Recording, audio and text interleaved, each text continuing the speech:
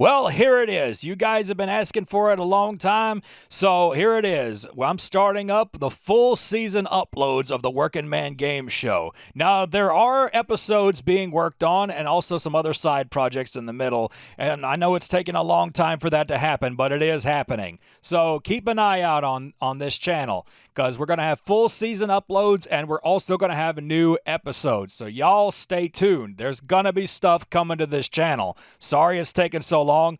But anyway, here we go. Here's the full season uploads, and as I promised, I've got commentary for every single episode. Not during the episode, but before it. So to make sure you get the full Working Man experience for Season 1, I'm including the pilot episode known as Stu Plays Fishing Games, which started my game review journey. I want to say that I made this video around 2017, and this was me getting out of the YouTube poop sphere and trying out something new. And I got mixed reaction to it, but that was fair because I really didn't know what I was doing at the time. And, I was still trying to figure out how I wanted to approach jokes, how I wanted to approach the visuals and all that. And I had some leftover assets from a YouTube poop I had made where I had an animated avatar of Riley, and it was pretty good, but people made it clear that they weren't really a big fan of it. That's actually why I switched to the live action in Season 1, and people made it clear that they weren't a big fan of that either. So, yeah, but you're about to see a whole lot of that. This was the season that had a bunch of me showing my face, so you're going to see a lot of that again. It's amazing to see, how fat I was back then. I have lost about 50 pounds since then, but man, it's a blast from the past, I gotta say. So here's the pilot episode, Stu Plays Fishing Games. Does Final Fantasy III still hold up? Who gives a fuck? That's not what this video's about. Fishing, the art or act of catching fish, is what it used to mean long ago. Now it stands for what a Nigerian black prince does when he needs to get your information to give you his millions. But there was a time when fishing was a sport. Not only a sport, but a way to survive in the wilderness. In the olden times, it was the only way man could catch food to feed his starving stomach. It was the only way he could survive. Oh, well, he could stick a spear in a mammoth or something, I don't know. As man evolved, so did fishing and fishing tools. Today, fishing is known as the act of sitting on a wooden pier or in a small piece of shit boat. While the humidity rages on your body as well as the heat, with the humidity making the heat even worse on your body. You sweat profusely. Mosquitoes suck the very blood out of your veins, and you get so dizzy-headed from the loss of blood that you faint inside the boat, and then your mom has to drag you back to the house. When you finally wake up from your dizzy stupor, your mom and dad are fighting each other, or screaming right over you. Why did you let him go out there without his medicine? Oh, it didn't have to have his damn medicine, and you know how expensive that shit is. He's just fine without it. And no, he's not. And look at how pale he is. I never cared for fishing myself, too hot. So after hearing how wonderful fishing is, how in the hell would you make a video game out of that and still make it fun and fantastic and entertaining just the way fishing is? Well, many video game manufacturers thought there was a way to make fishing fun, so it was tried many different ways, even as far back as the Atari 2600, and that's where this video begins. Fishing Derby on the Atari. In this game, we see Mario and Luigi in stereotypical Australian hats fishing together, or maybe it's General Custer and he finally got his revenge, I don't know. That's what I love about Atari. You really have to use your imagination. Nowadays we've got characters in video games that we know and love. Like, for instance, in Final Fantasy IX, you've got Vivi, you've got Zidane, you've got Humana. The plot of this game is Jaws was thrown in a fish tank. He was captured by the people from the first movie. I don't remember the names. And then he was given a bunch of fish to feed. And you're a bunch of environmentalists who don't want Jaws to eat live fish, so you're trying to save the fish. Actually, no, that has nothing to do with this game. You just catch fish and hope to God they don't get eaten by the giant shark. What'd I say about the giant shark? I said no giant shark. Not really much I can say about this game other than the button does nothing. The one button on the Atari that could do something like reel it in or something, and it does absolutely nothing. You basically move left to right to move your fishing pole left to right, and you go up and down to move your line. And the fish just kind of go where they want. You have no control over them once you get a bite. It's just pretty much you hope to God it gets up to the top before the giant shark Comes in and just bites their dicks off. Next we have the Black Bass, USA! USA, America! Oh, well, I guess I have to enter my name. Well, that's easy enough. The first 3 letters of my name are right beside each other, so it ought to be easy. S-T-U-U-V-U. Okay, oh, interesting. Look at my record? Like I've got parking tickets on this game or something?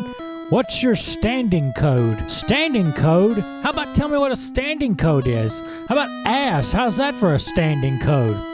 Warning, this code is incorrect. I guess it is. Now, how do you get out of this? Okay, I just pushed every button. Okay, apparently if you don't have a password, you have to reset the fucking game. Yay. I'm a beginner. I don't know how to fish, mama. Look at this dude. You can move to another place. Wow, game, way to comment on my hometown. I will stay where I'm at, thank you. Game's like, dude, I've seen your house. You can do better. Wow, get a load of the scenery in this game. If I didn't know this was a fishing game, I would have thought this was like a top-down level on Atari Warriors or something. And don't you love the classic sounds of NES music? My favorite song is and we're to believe that this is a piece of fish bait. It looks like a shrimp out of water trying to survive, and it's just wallowing around on the dirt. Oh, that's a wonderful sound. I had a horse that made that noise. I had to shoot it. Oh, God, put it away, put it away. Okay, let's move on in the regular Nintendo's library a little bit better than that.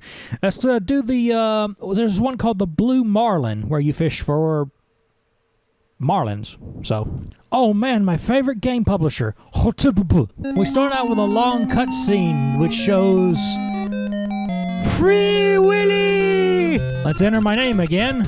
Told you how easy it was. Lord, I hope it's correct. I'd hate to know I messed up something that easy already. Hey, that's catchy. Hey. So I'm in this boat, and I start wandering around in this boat, and I seem to have some kind of boat anchor dragging behind me. Not sure what that's all about. I've never fished for blue marlin before, so I guess you catch them with a boat anchor? I don't know. Maybe that's just how they do it back there. So I tap buttons, I go through menus, and more menus, and more menus, and menus on top of menus, and I'm eyeball? You can use an eyeball as bait? Well, hell, let's go for it. Finally, I figure out that boat anchor is basically your hook. And you're supposed to drive towards the school of fish and kind of get your way around there just right to where the fish will bite. If you don't do it just right, the fish will just run away. And it's not as easy as it looks. You have to like slow the boat down, then get the little anchor right there in the school of fish without them knowing your boat is there, I guess. So I finally catch a fish, and then Kazuhiro Miller comes out of nowhere and tells me I've got a bite. Here's where the fun and endurance begins. I use the word fun ironically. Note the product placement right there in the middle. Zebco fishing rods, everybody. Get yourself a Zebco today. Kaz pops back up and says the fish is plumb wore out, so I start reeling them in. If I can figure out how. Finally, I figure out it's the A button. Then I figure out I'm doing something that I do in fishing in real life. I'm trying to have the rod held up as high as I can to kind of keep them above the water. Apparently that doesn't really work in video games. I wrestle this thing a good 5-6 minutes too. This takes a long time to do, and after it's all said and done, the fucking line snaps and then the fish gets away. I like how they show him riding into the sunset. You ain't gonna get away from me this time, you bastard. I'm gonna channel my inner Jeremy Wade. I'm gonna river monster your ass. Come on, you son of a bitch. You ain't no match for me. I'm gonna whoop your ass. I'm whipping it. I'm whipping it. I'm gonna beat the shit out of you, you stupid goddamn fish man. Oh, and I lost him. Well, next time you'll do better. Well? There probably won't be a next time. Well, why don't we try Game Boy for a change? Everything's better on the Game Boy, right? Except all those times when it's not. Oh boy, another classic from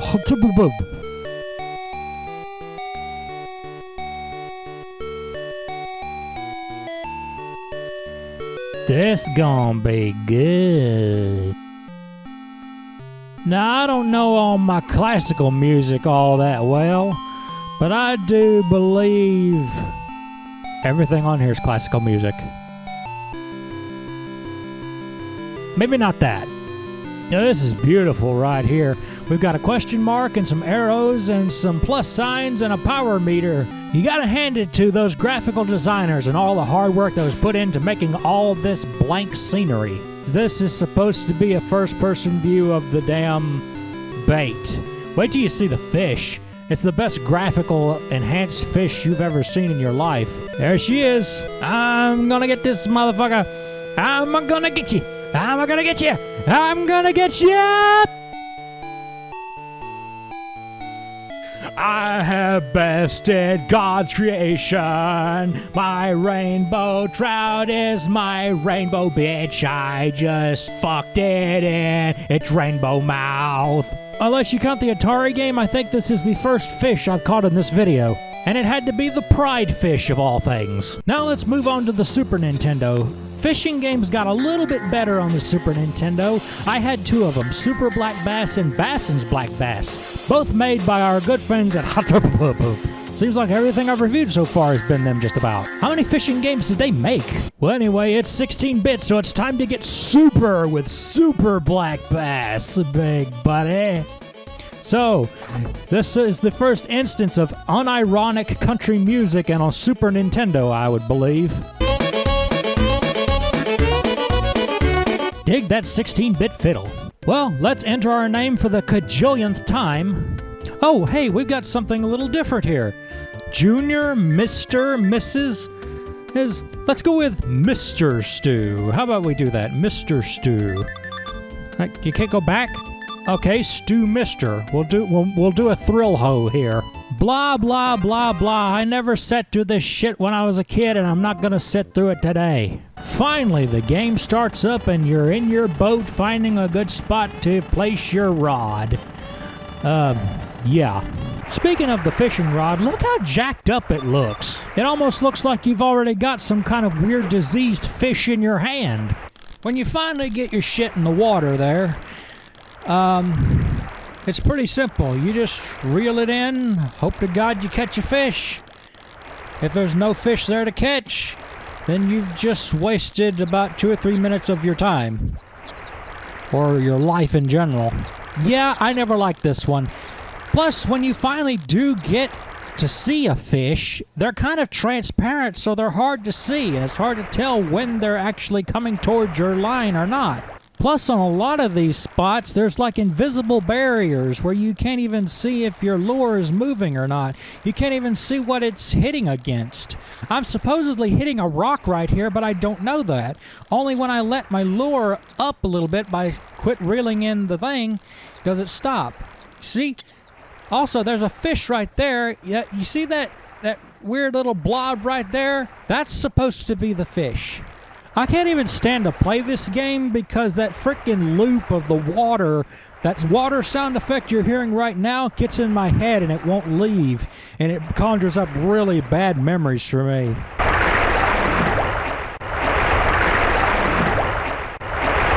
Oh, please shut up. Oh, man. I knew this was going to be hard to do, but let's do another one. That I remember from my childhood. This one I have fond memories of because this one was actually fun. And this is Bassin's Black Bass. I think this was made after Super Black Bass, and they got their head out of their butt for this one. And once again, we've got some beautiful Super Nintendo country.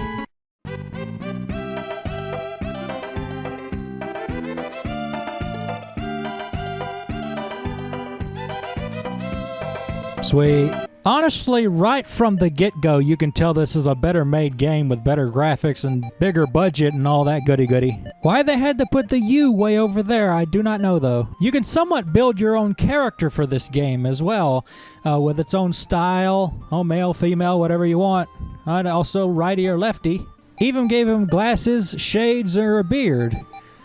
There's my aviators right there. What the fuck is that supposed to be? Let's see, we got Harry Potters too. How about that shit? Let's get the aviators. Also, let's see about the beards. Oh, we got all the whole ranges right here. I've never been much for facial hair, so let's just go without it, huh? Style, you can change the color of your setup here. Oh, there's Solid Snake. Let's go with that. The graphics in this are much better than the other Super Nintendo game, just right off the bat. There's so much more you can do here. Here, the map and the fish finder are actually useful. And the boat actually takes damage, believe it or not. You can actually bust your boat open. And there's all kind of hidden Easter eggs and stuff you can do that you didn't know you could do until you tried it. For instance, you can hang up your lures. You can find new lures hanging in the trees. All kind of cool stuff. Your casting screen and your water screen is no longer separate modes anymore. They're all in one piece. And you can see the fish way better, too. You can clearly tell what's supposed to be a fish now. It does take a little doings, trial and error, and probably reading a manual or something to figure out what baits to use where, unless you just know these things from actual fishing. But it's all worth it because the game is actually fun, and it's encouraging to play some more because of things. It's just real fun. If you're going to play a fishing game on an older console, make it this one. Bassin's Black Bass, awesome. If anything, to play in a sneaking suit. Colonel, I caught a carp. I really seized the deem. That's a largemouth bass. They're found in watery areas around America. Largemouth bass are a popular angler's treat. Use the action button to activate the largemouth bass. Well, so far we've looked at Atari and Nintendo all together. And it looks like fishing games didn't fare very well, except for one nice one. I kind of wonder if the Sega Genesis did any better.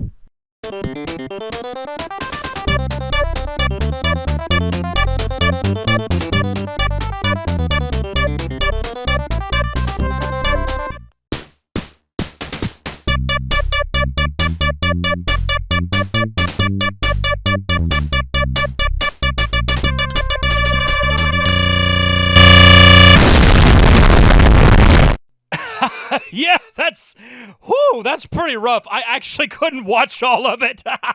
Well, yeah, I did. I obviously did to make sure it uploads right.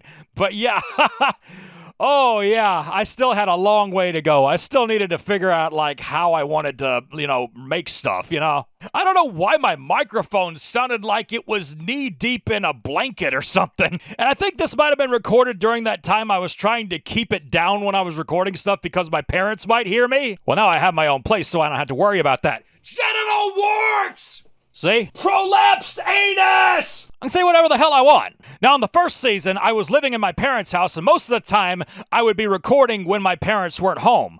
Or my mother was asleep, and my dad was at work, or they were both gone in Oklahoma or somewhere doing the pipeline thing, and I had the house all to myself, so I didn't have to be so damn quiet. And it was during that time, on a fateful day in 2018, that I put out Huntin' Games, Working Man Games. You know what's funny? Is how I kept out the G on hunting and working because I thought that was going to be the theme. Like I type like a redneck, but no, that may have actually hurt the algorithm of this video for all I know. You know that one episode where I showed my face and I was dubbing over it saying I make blind kids cry? Well, this is where the footage came from. So here it is, my first episode in all its horrible glory. The main thing I remember about this episode was my dad watched it and he chastised me for having a dirty mouth. I guess he stopped complaining about that because he realized I'm 34 years old now.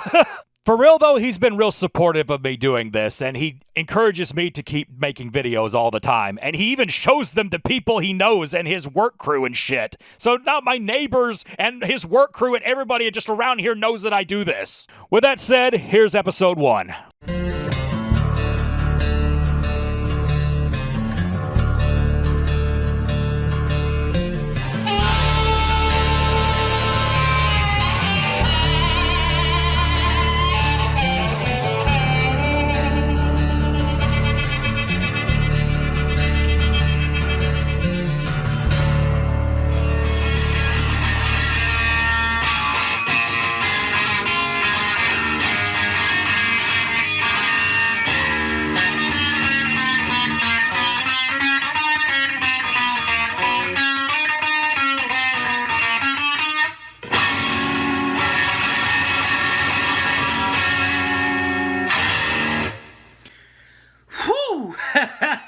Okay.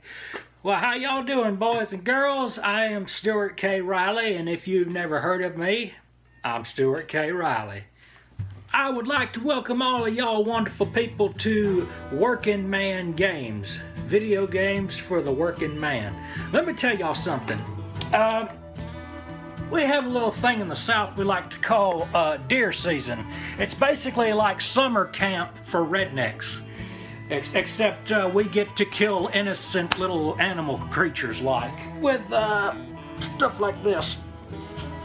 Now, the bad thing about it is, it only comes, once a year.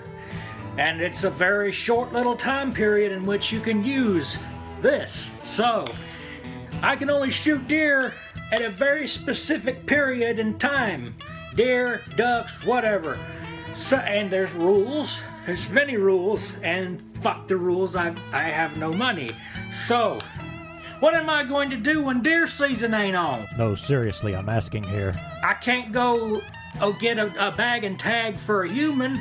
I'd like to, but the only real alternative I had back in the day, it was watching hunting shows on TV. Yeah, back when TV was still a thing. And wow, did that get repetitive after a while. You either had these bunch of rednecks out in the field whispering in their microphone, but then suddenly you'd hear some of their shit brush against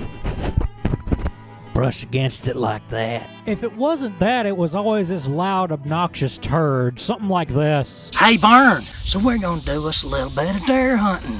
I know what I mean. There's one right there, Burn. Look at that one, Burn. Look at that. That right there.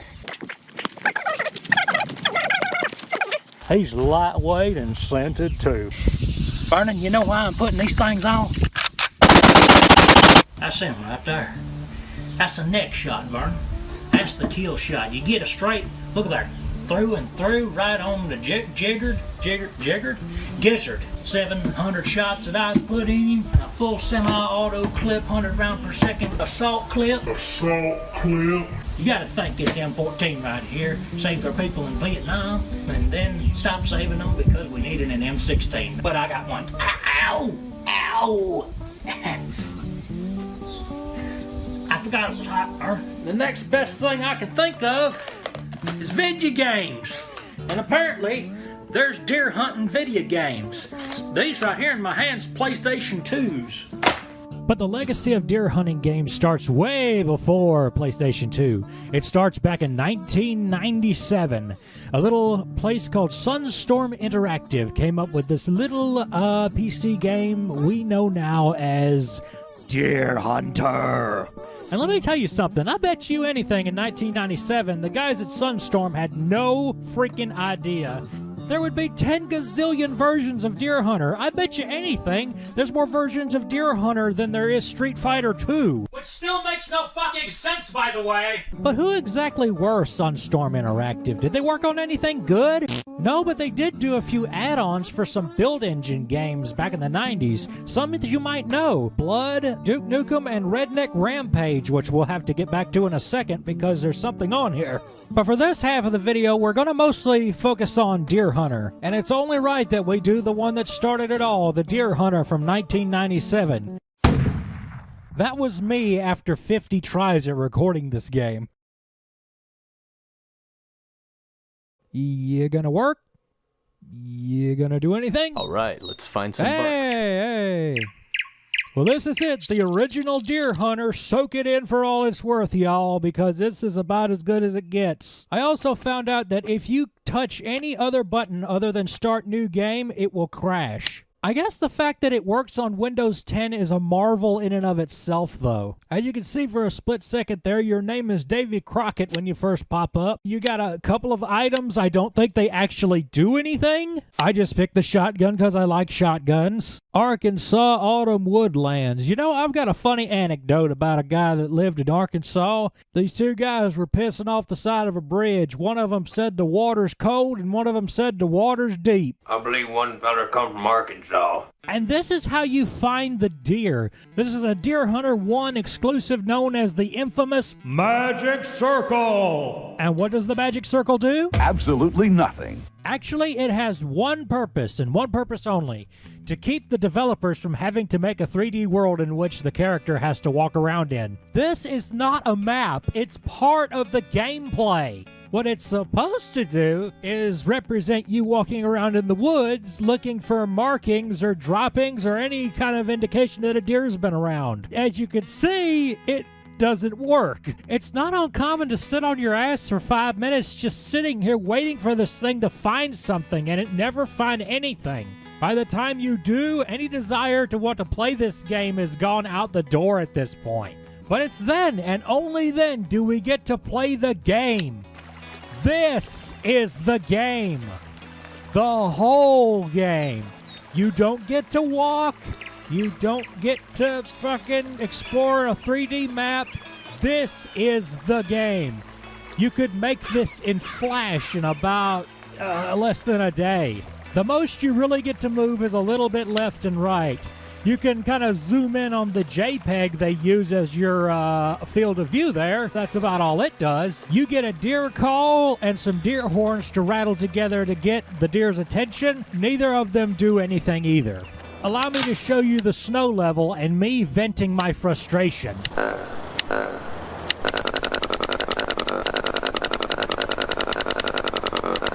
What I've always wanted, a deer call that I can put this, rattle me horns. In the end, I was so pissed off and dismayed at not seeing one single fucking deer, I just started taking out my frustration on the trees. Oh, shut your mouth, tree! Oi, trees, 'cause money don't go on them. Oi! The closest I got to seeing a deer was I heard somebody shoot in the distance, so I guess they got the deer that I had tracked down.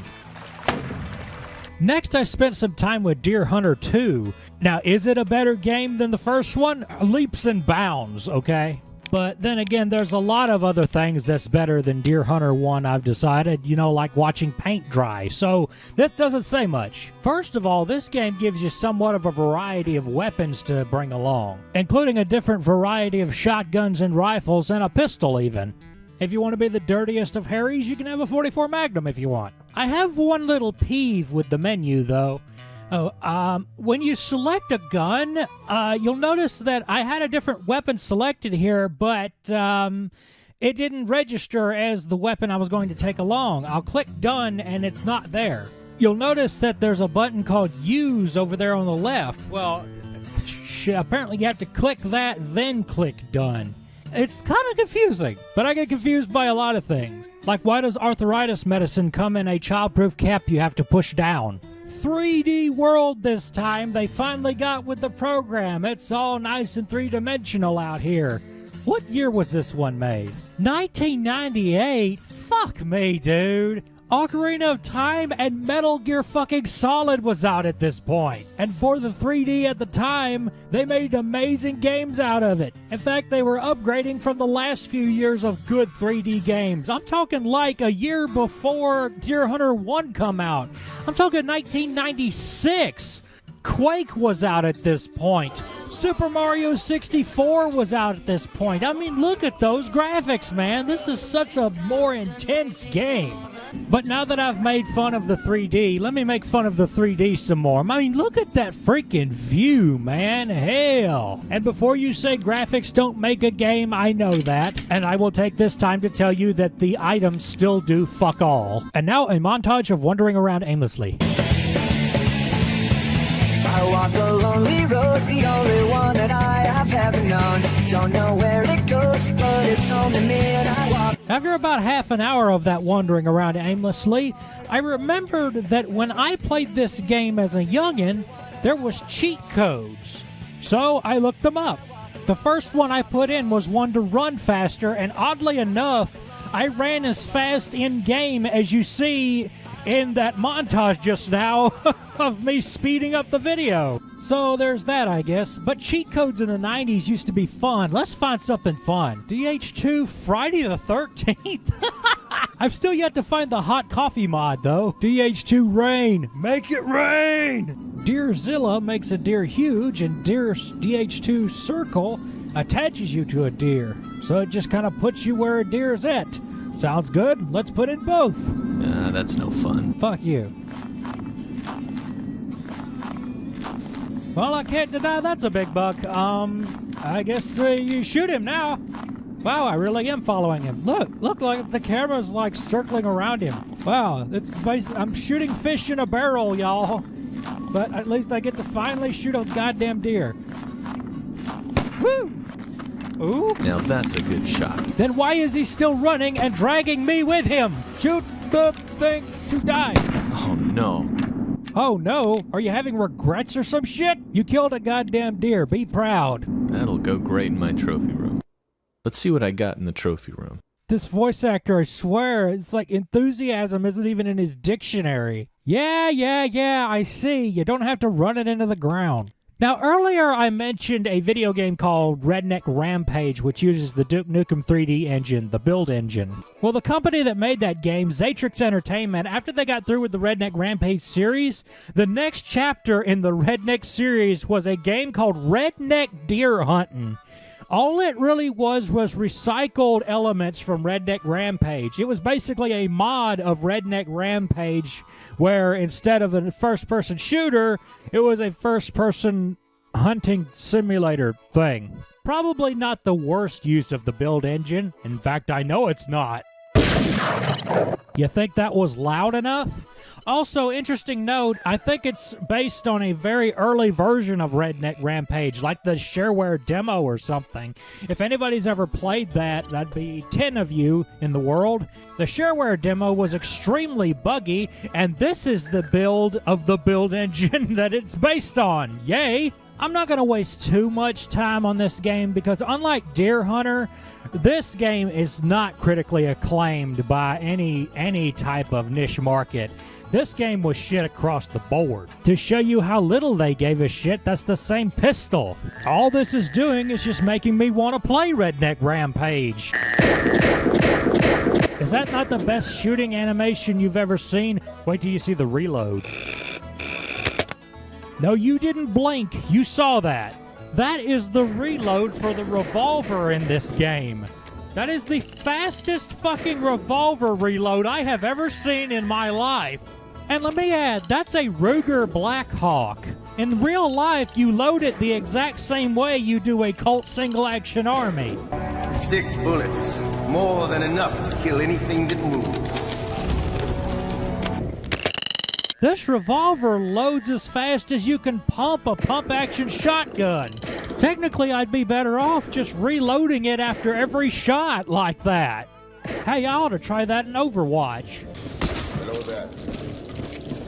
I still got it. Nah, I like it the other way. Onto the actual game, though, there's a duck hunting segment on here, too. It's just one circular map with a circular pond in the middle that you sit decoys in, stand around and do nothing, then get bored and start playing Funky Town on a deer call. That was fun for 5 seconds. I did actually find some animals in the deer and turkey hunting stage, but damned if I could kill any of them. Wait. Oh, fire. You reckon I ought to load the gun? I can't get over that. Also, it is so weird to hear Leonard from Redneck Rampage try to censor himself when he said such lines as, "Oh, shit, fire, and fuck me running. I could eat a buffalo's ass through an electric fence. I farted, it's wet, and I don't want to move."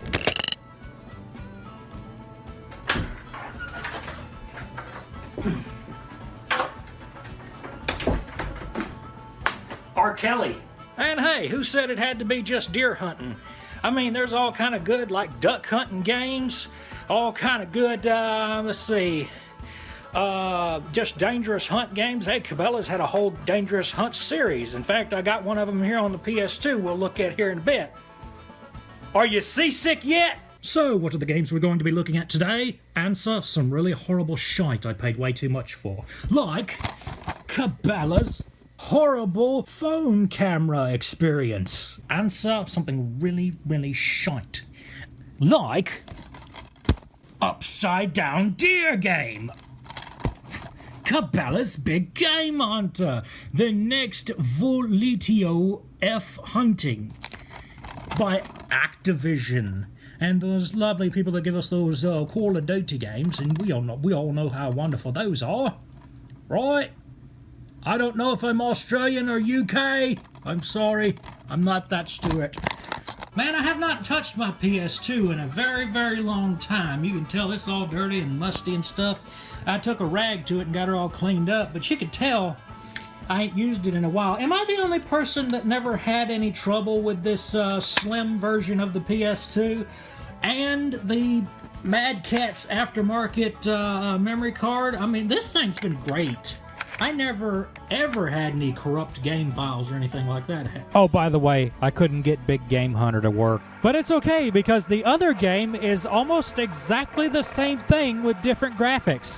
This, my friends, is Cabela's Dangerous Hunts. It's almost completely the same game as Big Game Hunter, only the graphics have been changed to protect the longevity of the game developers. It uses basically the same principle as most simulators nowadays. It's got a career mode with a money system and a mission system, blah, blah, blah, blah. The only important thing you need to know is that you get to play as Bill Murray as he appears in Caddyshack. Gonna be a Cinderella story out in the woods today. Look at here, you got special stats like Fallout. Notice that intelligence is missing, because if you had any intelligence, you wouldn't have bought this fucking game. Guns! Now, I could give the game this. This game has got a lot of guns. One of which is in one of my favorite weapons platforms, the lever action. I cannot relate to you how satisfying the chick of a lever action rifle is. Anyway, it seems like in this game it's set up to where you have your primary and a secondary weapon, and the secondary weapon is pretty much meant to thwart off the dangerous part of the dangerous hunts. The animals that fight back. Then you got to set yourself up with camo, food so you don't starve to death. It's also a survival game. This is 1 year before Metal Gear Solid 3, y'all. 2003. MGS3 came out in 2004. I'm going to be honest, the big chunk of my recording on this video was just me trying to figure out how the hell the menu works and how to do everything. It takes me right back to Fallout and some of the Elder Scrolls games, especially the old ones like Daggerfall, where there's too much customization. Fuck, it's taking forever to load. Really? Are you serious? Is this game not going to work either? Oh, there we go. So this is the hand-holding part of the hunt, where it tells you where everything is actually at. They even have little bitty red dots on them, so you know where to look. Also, that dog is going to kill me, apparently. Well, I'm a coyote, and coyotes are better than wolves because, yeah. You know, I was kidding about the Metal Gear Solid 3 joke, but look, we've got a camo index, we've got a stamina meter, all we need is a snake and an ocelot. And I bet this game has some. Now let's see if we can't find that Bernstein bear. All y'all saying it wrong, it's Bernstein. I walk a lonely road, the only one that I have ever known. Damn, I guess there ain't nothing over here. Oh, shit! Motherfucker, where did you come from? Get off of me! Get away from me, you motherfucker! Fucking! I'm gonna shit your back. I'm gonna put, and then I'm gonna poke it on your shipping poo. I told you I'd keep it in your shipping poo, but you didn't believe me. Why didn't you believe me? Good Lord, if a damn wolf is that hard to kill, how hard is it gonna be to kill this damn bear? What the hell is that? Alright, fuck that game. I'm actually getting sick of it. I've got another PS2 game in the lineup, and the other one is Cabela's Trophy Bucks. And y'all, I gotta say, this one surprised me. It's actually playable. It takes a completely different route from the whole hunting simulator thing. Instead of an open world, you get these small little worlds with missions to do. Now, doesn't that sound a lot better than running around in a vast map of nothing with nothing to do? I will say this, the graphics ain't much to write home about, even for PS2 standards. But here I am, just joined a hunt for the first time in this game, and already there's a couple of deer, and there I am shooting at them. And there I go, reloading my double barrel, and there they go into the woods. Well, hell. Oh, and that's a wall. That's the way. Hey, what? I won? How did I win? Is silver medal like consolation prize, like E for effort or some shit? Apparently not, because I got a gun out of the deal too. Did you see that? But no time for that. We have to hunt these birds. Hey, Rover, you think it's weird that a coyote has a pet dog? When these birds finally do come out of the trees, the glorious 480p makes it impossible to see them. I'm making literal shots in the dark here, hoping that I hit them. And believe it or not, I am. Right after this stage was a bonus round, which was like a modern-day version of Duck Hunt. Birds just come out of nowhere and you just blast away at them until time runs out. To be God honest, it was actually kind of fun and kind of exciting to see how accurate I could be. Pop a couple of these fly boys right here, 4 stars. Whoa, what's going on here? Shit, now I'm rattle me bones shooting at birds. And apparently I've lost my integrity. Yeah, that's another thing. You get power-ups in this game. This is X-ray specs. This is the first of these hunting games which is more like a game instead of a simulator. It was another neat stage where you could send Fido to locations to kind of spook up the birds. Just tell Dee where to kill and he'll kill. You know, despite the fact that I like this game, have you noticed something odd about it though? It's called Trophy Bucks, but so far I've been mostly shooting birds. Yeah. While we're on the subject, do you think that 9/11 was an inside job? I know a lot of people that do. Well, instead of talking about inside jobs, let's talk about a video game which was obviously a mother's basement job. In the spirit of saving the best for last in this part of the episode, I give you, ladies and gentlemen, Al-Qaeda Hunting 3D. Full version, I should add. Made in a time when everybody was feeling extremely Murica and patriotic. Al-Qaeda Hunting 3D promises only the best hunting experience. By best hunting experience, I of course mean...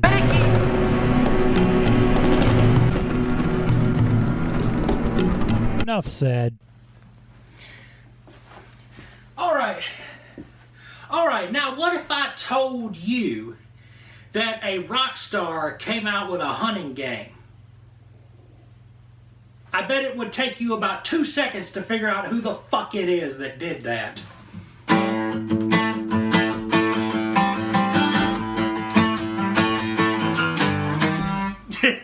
But if you want to find out, I'm afraid you're going to have to wait.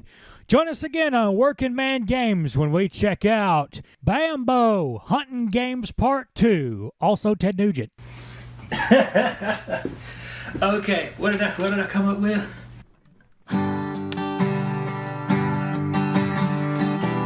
Why you trying to run, Bambi? I got a gun, Bambi, and I aim to shoot you down. I watch you on my wall, baby. I watch you on my grill, baby. I bet you taste good with some ketchup and some spice. Oh, I almost had it. Every time I think, maybe I should sing some more, something reminds me that I shouldn't. Next, we've got Ted Nugent's Wild Hunting Adventure. This one used to be called Hunting Games 2, but then I changed the title so it was its own thing, since I only reviewed one game. And this was such an interesting game to me because it's so working, man. It's a redneck type game, and it also features a rock singer. This was like straight up tailor-made for me to review. And it's sad that it doesn't get all that many views, but to be fair, I wasn't that good of a reviewer at the time, so that kind of makes sense. But yeah, I wish I could kind of go back to this one and do it again. But, you know, such is life. I wonder if I could make the game work better now. Like, now that I know a little bit more about virtual machines and making old computer games work now. But who knows? And maybe it's worth it, maybe it's not. Previously on Working Man Games. Dear Lord, my God, Mantis of Godness, please kill Space Ghost. Signed, Zorak.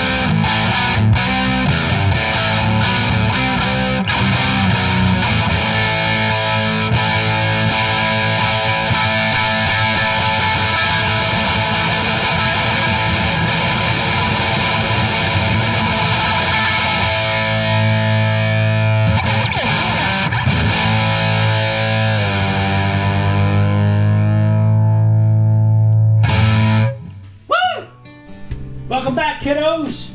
It's Working Man Games, Hunting Games Part 2. And today's game, starting off, is Ted Nugent's Wild Hunting Adventure. And what a wild hunting adventure it is, folks. If you don't know who Ted Nugent is, you owe it to yourself to find out. Ted is one of those original hard rockers from the 60s and 70s, also known as the Nuge, Motor City Madman, and that one guy who wears a cowboy hat and always likes to hunt, and a lot of people want him to be president. How are you supposed to play electric guitar with the enemy around? Die, you son of a... And it had a baby! Me included. A rock star best known for the songs Cat Scratch Fever and Stranglehold, and probably even more well known for his radical political views, mostly right. Right isn't correct.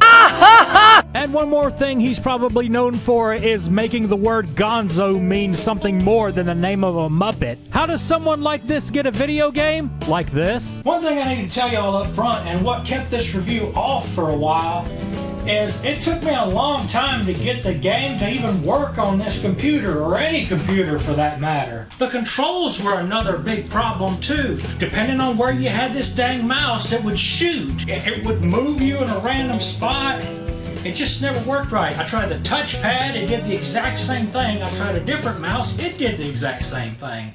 So what I ended up having to do was download Xpadder, which is one of those programs that lets you like map keys, and it's almost impossible to play. But I wanted this. I had to do this. I had a need, a powerful need in my mind, in my head, in my heart, and every bone and body part that I have. So, we're gonna take this controller, we're gonna throw it at this computer, and then we're going to have us a working man game. I thought I busted my screen. So the first thing you hear when you cut on Ted Nugent's Wild Hunting Adventure, other than the intro sequence, which I showed earlier, is the song Fred Bear by Ted Nugent, which is basically a song about his husbando. Editor Stu here, I better not play that. YouTube probably wouldn't like that this time. Like the other games in this series of videos we've been doing, this also has a little item shop with shit to get you. Nothing really to say about this other than you really need to get you some deadly Tedly Gonzo meat. Gameplay footage begins now. Let's go hunting, baby. It's time to get out of the hand-to-hand concrete hell zone of the city and back where the spirit of the wild runs strong and free.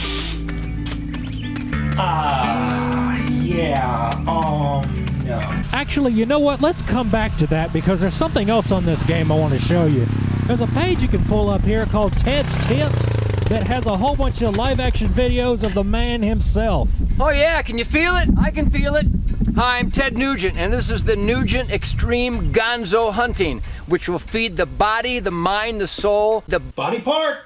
Because the big hunt begins now. This fucker right here. And there's a shitload of these little videos. In fact, I could have a whole segment where I do nothing but react to them. In fact, I think I will. I am cock-lock and ready to rock, Doc, because I eat...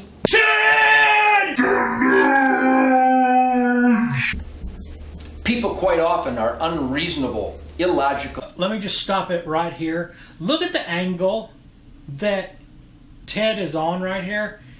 He looks like he's on a freaking church pew. Pulpit. It's called a pulpit. The pew's what you sit on. Pulpit's what you stand at. Okay. He's on his pedestal, and he's like preaching the word of Ted. The gospel according to Ted. Nuge, chapter 4, verse 3. That's the aspect ratio of this very low quality AVI, too. If you are successful, you will win some false friends and true enemies. Succeed anyway. The good you do today will be forgotten tomorrow. Do good anyway. This bear costs $5,000 to have a taxidermist mounted on the wall, mounted on your balcony anyway. Honesty and frankness make you vulnerable. Be honest and frank anyway. The biggest people with the biggest ideas can be shot down by the smallest people with the smallest minds. Think big anyway. People might say that is the ugliest motherfucking hat I have ever seen in my life. Anyway, don't wear it. You've got to break that 15, 20, 25 yard alarm zone. His digital watch went off while he was doing that. And if you've got discipline and control, you will have backstrap fever. And the ponytail will go pa-ching straight up. You will get an erect ponytail. And this is legal. I'm telling you, erect ponytails, perfectly legal. Ted. Talk a minute about the dynamic of close range, hand-to-hand combat with the Spirit of the Wild, with CQC. bows and arrows. Ted Nugent's gonna teach us some CQC. I've killed a number of big bucks by calling the does in, and when the does move about, the bucks follow. I typically will cut my hand around my mouth to take off that shrill top end of the human vocal sound. I've also called in bucks by reproducing a grunt with my mouth, which basically is a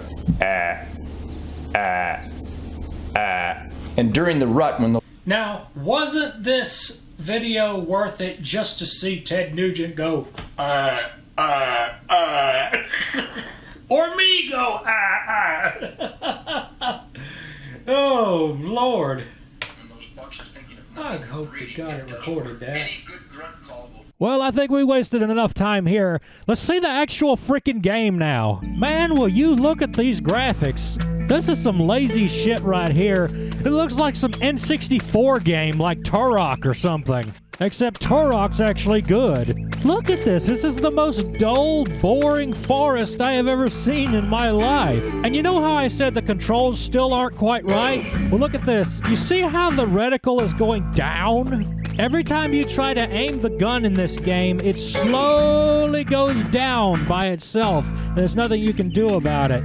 Man, the Hunter Call of the Wild ain't got shit on the graphics on this thing. Look at all that green and blue and brown. There's a lot of little quirks in this game that really bother the shit out of me, even if it wasn't glitching. Like, it would really do this if it was in 100% working shape. First off, even if you have a gun with iron sights or anything like that, there's no crosshair, so you can't just walk around and shoot. You have to go into an aiming mode and shoot, and you can't run or else you lose points. Well, that's why it's called hunting and not shooting. Shut up. But yeah, this game slaps you on the wrist a whole bunch, depending on what you do. For one thing, you need hunting tags, just like you do in real life, to shoot the animal you're trying to find. If you shoot an animal that doesn't have a tag, you're going to be fined for poaching. Now look at this. This is a good example of how hard it was to try to aim with this stupid thing. Crosshair's automatically moving down, and I'm over here with the arrow keys trying to turn it. Now you deserve hunka boing and Ted. No. Don't hurry. You can't hurry. And yeah, get used to Ted chastising you everything you do. Celebrate that my dog's carrying around a deer dick. I don't know if there's binoculars in this game, so I'm just going to try to use this. What? Seriously? Move slowly, or don't move at all. To be God honest, I think I'm more patient when I'm actually hunting. I mean, y'all, this game is a mess. The controls are a mess. The graphics are a mess. It does nothing but holler at you the whole time and make you feel bad for everything you do. So, yeah, 0 out of 0 billion. It would take something super extreme to change my mind about this game. Wait a minute. cheat codes. Okay, I just put in just about every cheat code that looked fun. Let's return to the lodge place and see about the item shop. See what we can get now. If today's teenage thrill seekers really want to get a thrill, let them go into the Northwest and tangle with a grizzly bear, a polar bear, a brown bear. They will get the thrill that will cleanse the soul. Or end your life, one of the two. Well, everything looks about the same here except... Nugent Blaster? Okay, you have my attention.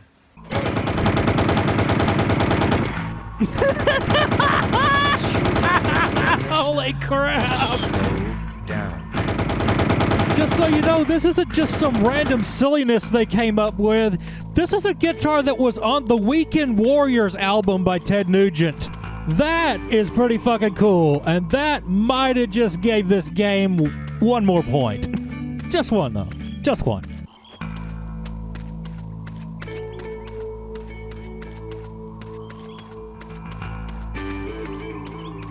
Nah. Well, y'all, I highly appreciate y'all coming over here to Working Man Games and checking out what I had to review for y'all. I had fun recording these horrible hunting games and laughing along with y'all, at me and at them. So, follow me on Twitter and Tumblr, and I've got a thing called Koffee, that's Kofi. It's a tip jar, donation tip jar. You donate money to me, and I will go out there and buy some more games and better equipment so this video looks a little bit better, and I got more to talk about. It's a win-win situation, y'all. I like it a lot better than Patreon because you don't have to pledge every month or something. It's not something you're kind of stuck on.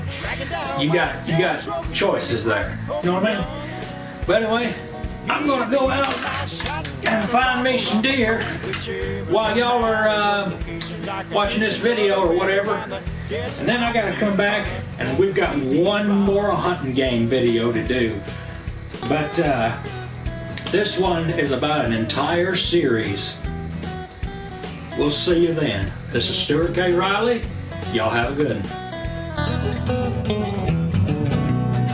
Well, with just one point and click of the button, I can be in one of 4 states. Did I turn that off? Either sitting high in the autumn leaves or in the snow on a wintry day. I think it. And I wonder what my old grandpappy would think about this high-tech hunting in the house. And instead of trailing deer with a no-hound dog, we're tracking them down with a mouse. Yes, I am the desktop deer hunter, computer simulated #1 top gunner, tracking down whitetail trophies, pulling, cracking, hoping young.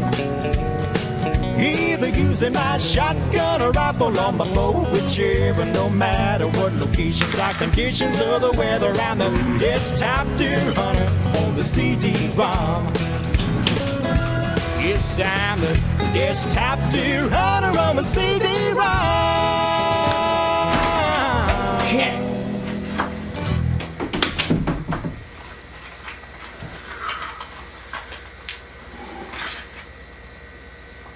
Gonna be one of them days. Can't stop staring at my damn beer gut, I swear to God. Anyway, oh, I love that how that episode is just me making fun of Ted Nugent all day, and like there's probably like less than half of the episode is me actually playing the game. It's more of just me ranting over Ted Nugent footage. But there's just so much to enjoy of Ted because he's such an interesting person. You know what I mean? It's like it's fun to watch him. You know, he's like Alex Jones with a guitar. I swear to God.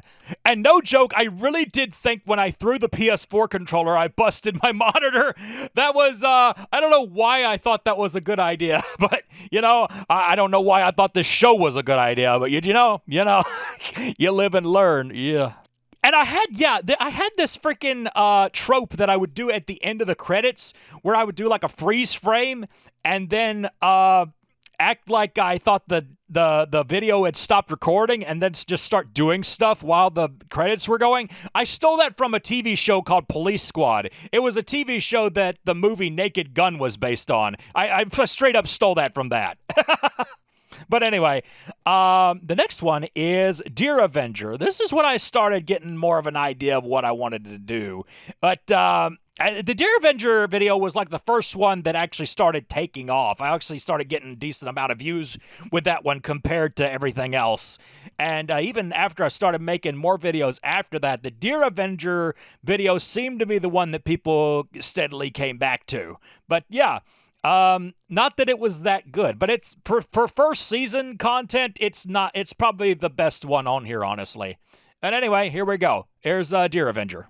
Got laid off from my job, not a penny to my name. I'm terrible at theme songs. Here's Working Man Games.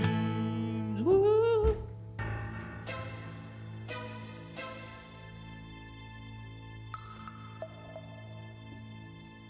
Okay.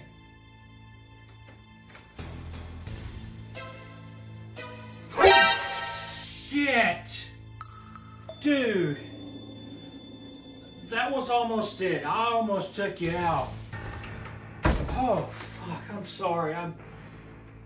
I got a stalker, y'all. They are on my damn property and they're trying to kill me. Can you believe that shit? Can you? Ooh. Okay. I know, y'all came here to see Working Man Games, and I'm gonna give you all that. But first, I got a problem. I guess y'all need to know how this problem become. So here we go. I did a review of their games, and they found out about it, and they wasn't very happy about it. What's worse is it's a fucking furry. Can you believe that shit? But I know exactly what to do with furries that ain't much to look at. I'm gonna get ready to do that shit right now. Hunting games, nothing. This is when the hunter becomes the hunted. And it's becoming the hunted right now. This ain't no normal person after me, man. It's the Deer Avenger. An undisclosed amount of time earlier. So in our hunting games episodes, we've been looking at games that are kind of, real. They're serious. They're serious games meant for serious people who want to seriously be taken seriously. Don't look at me like that. Al-Qaeda is serious business. But now we're going to take a look at something that's not near as serious.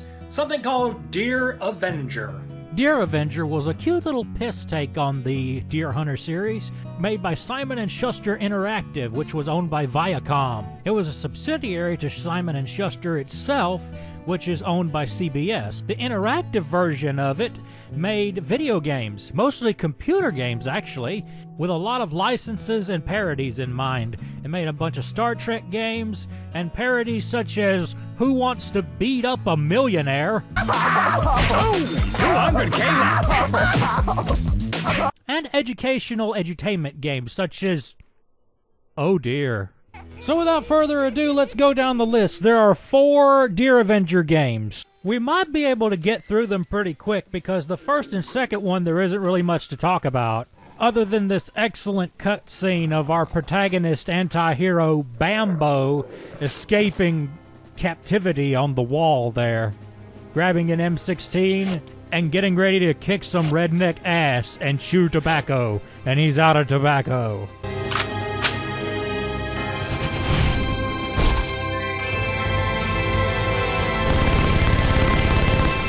It's showtime.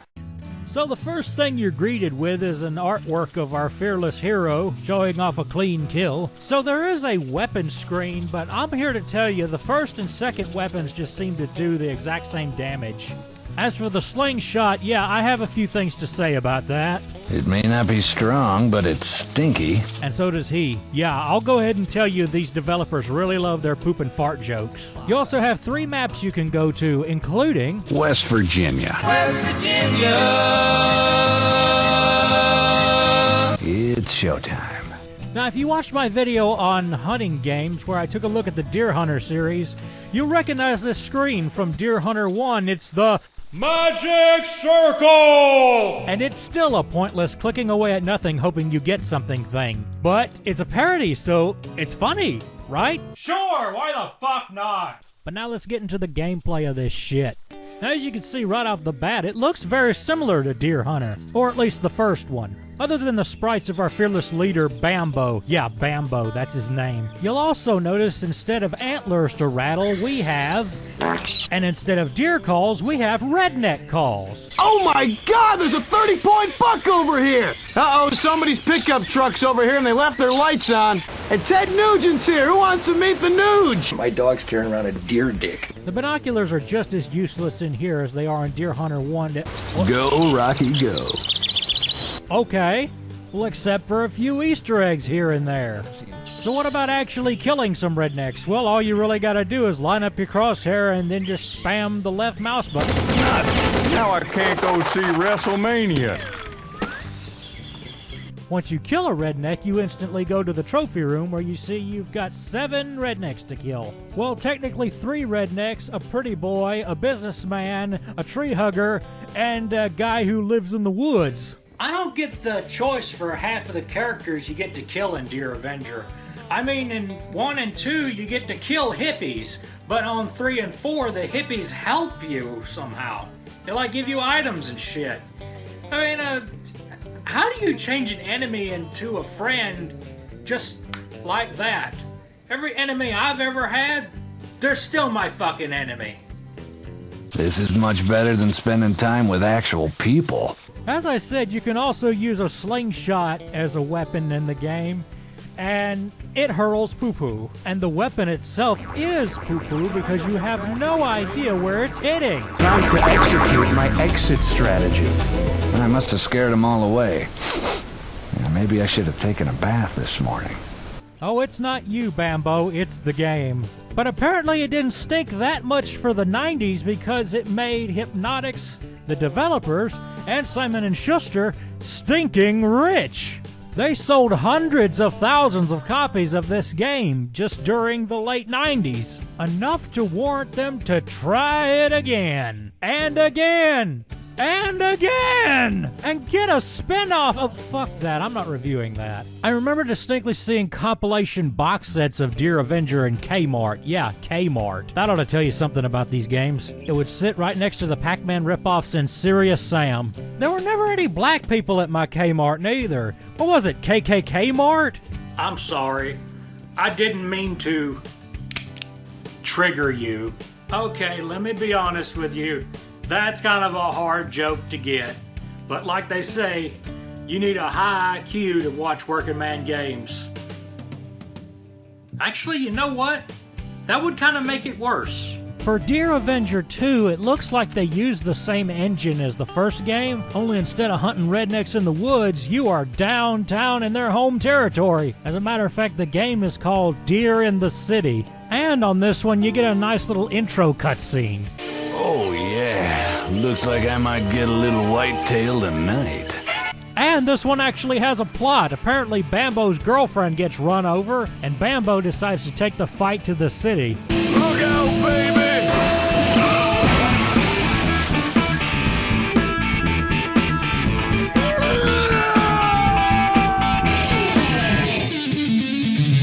It's showtime. And so the game begins. Welcome. Before we begin, there are a few issues we feel compelled to raise. Oh. First of all, please rest assured that no cartoon characters were harmed in the making of Dear Avenger 2. Although it appears that various characters die or more correctly are tranquilized with very powerful animal tranquilizers, this is not the case. Okay, this sounds like Bambo pretending to be the Stanley Parable guy. And the thought that the last thing to enter her mind wasn't him, but a damn headlight, or maybe even a front tire. And not only that, but did you get a look at her? I mean, it's not like I'm into that sort of thing, but she was hot, and I'm just saying, you know, like in a natural one of God's creatures sort of way. It's okay, dude, we're all furries here. Wait, are we? But in case we accidentally offend some of you, we still want you to feel satisfied with the purchase of this product. Thank you for your patronage. And now you finally get control of your mouse and can choose to click and see the first Easter egg in the game. Oh, and we had such high hopes for you.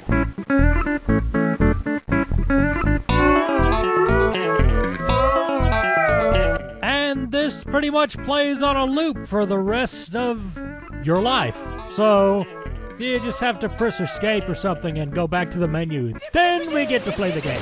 And okay, that picture of Bambo is actually kind of cool. This time, the weapons in the game actually do have variants. They don't all do the same thing. You get a semi-auto pistol, a 3-round burst rifle, and a double barrel. Even though this uses the same game engine, this is a completely different type of game. It's kind of a 2D first-person shooting arcade kind of thing. You can take damage this time around, and the fart is no longer a call, it's a weapon. And you can charge it up for more damage. I can't believe I'm saying that.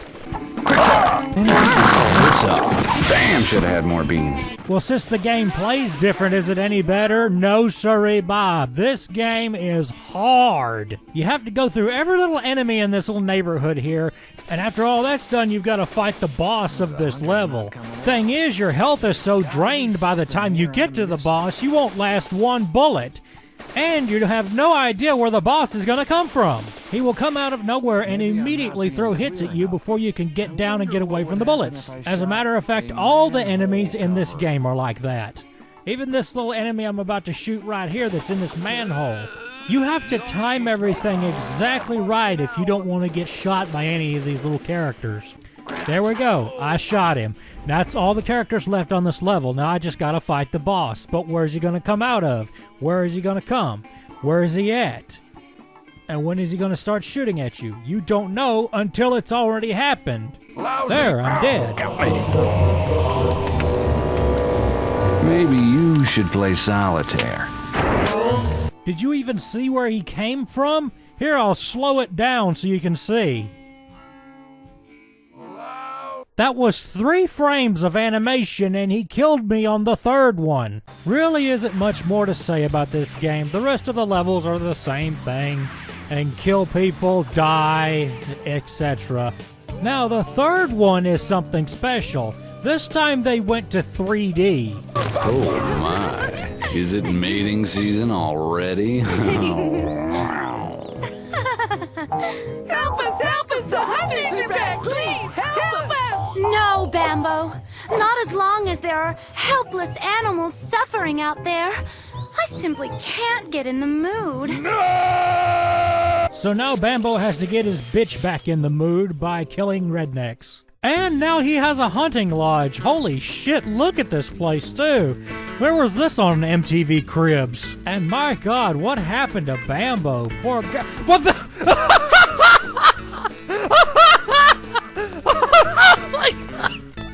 What is that walk cycle? We got some funky staying alive strut over here. Hey Bambo, can you moonwalk that shit? Also, I want to point out that during this time in 3D games, lips did not move on 3D characters. Charlton Heston says this one's N-R-A-O-K. I don't understand how anybody can live like this for more than 5 seconds. My neck!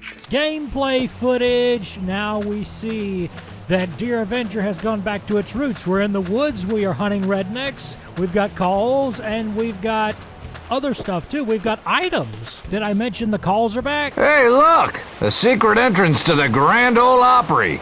Toilet paper? I'll start the bidding at $5. Notice that they chose a really weird camera angle that's almost like the Resident Evil 4 camera angle, except it's nothing like the Resident Evil 4 camera angle, and it's awful and I hate it. This game in general is just a mess to play. It's really hard to aim your gun. It's hard to do anything. And the frame rate, oh God, the frame rate. Everything I tried, I mean, it just stayed horrible. There is something new you can do, though. Throw bait, and the rednecks will go right for it. A pack of cold ones. What red-blooded hunter can resist? Everything to do with shooting in this game just feels so floaty and awful. It's hard to describe, but like when you click the button to shoot, it doesn't feel like you shot, if that makes any sense. It doesn't feel like you shot anything. And there's like this weird lag between you clicking the button and the gun going off. Well, nevertheless, I killed a redneck. Dang. And I was just learning how to use soap. Hunters are merely herders, with an R where the N used to be. Know what I mean? He's right. Do you know that? You know what? Fuck that one. The only good thing about it's the moonwalking. Oh, and the fact that I can do this. Charlton Heston says, oh yeah. Charlton Heston says, oh yeah. Charlton Heston says, oh yeah. Charlton Heston says, oh yeah. Charlton Heston says, this one's, and oh yeah. And now we come to numero... Quattro? Yeah, Quattro. You know, we have looked at a lot of hunting games, and these are all the ones that I actually had that I didn't emulate. And I'll tell you right now, I really love all the cheap laughs I've gotten off of these stupid hunting games. I guess there will never be a truly good hunting game. Walking simulator! But yeah, this is the one that I really looked forward to playing because I'd heard from people that this was the good Deer Avenger. Like, this one was actually worth playing. Now, is it worth playing? Well, my official review on that is one word. Also, just so you know, this game's got an advanced farticle system. This one's got the weirdest intro of the four. It starts out like a Starsky and Hutch show. Deer, a Jeep, a deer in a Jeep. And oh my god, Bambo, what happened to you? What's bad is no care or thought was put into this intro, despite the fact that this game is considered considerably better than its forefathers. Look at the glitches in this pre-rendered video. This is pre-rendered, y'all. This isn't a graphical glitch. This was in the video. They would have had to known about this. Well, not only did Bambo lose his strut, he lost his man cave. Now he has a cave. Oh, and here's a cute little feature. You can watch all the cutscenes on this game and all the other Deer Avenger games. That's including the endings. So I guess that's pretty neat. You get a lot more weapons this time around. It ain't just 3. It's a good bit of them. And you get little items like a scope and a GPS to play with. And of course, nobody did their homework on these weapons. The 357. Dirty Harry's sidearm of choice. 44! Everybody knows that. You know, me being a crazy redneck gun nut, always get so pissed off when they don't get the names of guns right. I guess that's just the asshole in me. For one thing, the Beretta 92 never came in a 45 ACP, and they clearly call it a 45 in the game. Beretta 45. Now, they did make one called a PX4 that came in a 45. But this one, no. Also, do you like my Resident Evil grips? Look at that. I'm trying to show that off. Now, you've got items in this game, too, and they're all different variations of farts. And none of them do jack shit to help you. They might as well just be there for looking at. The only item you should even care about in this game is the rocket fart.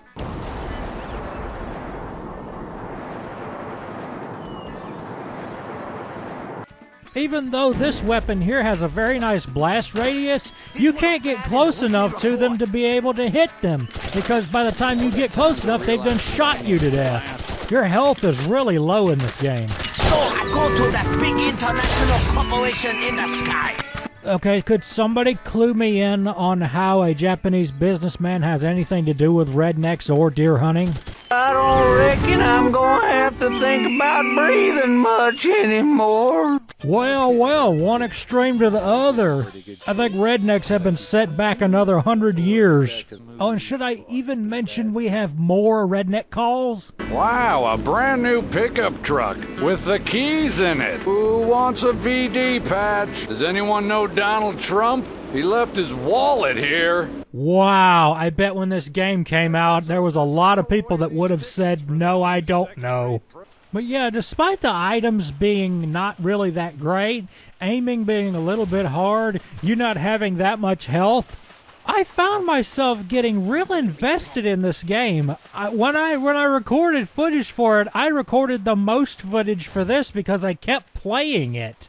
It must have been something about it that I just found intriguing because I just kept playing it. But if I could take one thing away from Deer Avenger as a series, get rid of the fucking fart jokes. There again, I guess the kind of person that would buy the Deer Avenger games is that class of people that actually think that kind of shit's funny. So there we go, Deer Avenger. 3 pretty crappy games and 1 mediocre game. Not really much else to say about it, other than, yeah. Does it do a good job at making fun of the Deer Hunter series? Yes. Would I play Deer Avenger before I would play Deer Hunter? Fuck yes. But anyway, that's Deer Avenger. That's our show. Now, if you excuse me, I have to go get a gun. Back at present time, yeah, did you forget about that? Me too, holy shit. Look here, the Deer Avenger is no normal deer. He is one buck-fuck son of a bitch. Buck-fuck? Buck-fuck. He does not like rednecks. He does love to kill rednecks. Killing is not one of my favorite things, you know what I mean? Cigarette. I'm gonna need a lot of help. I do mean a lot of help. And I need you to be quiet about it. Actually, no, I better keep that one. Here, you can have the shotgun. Eat lead, pansy. Fuck, it's him! Shit. What was it?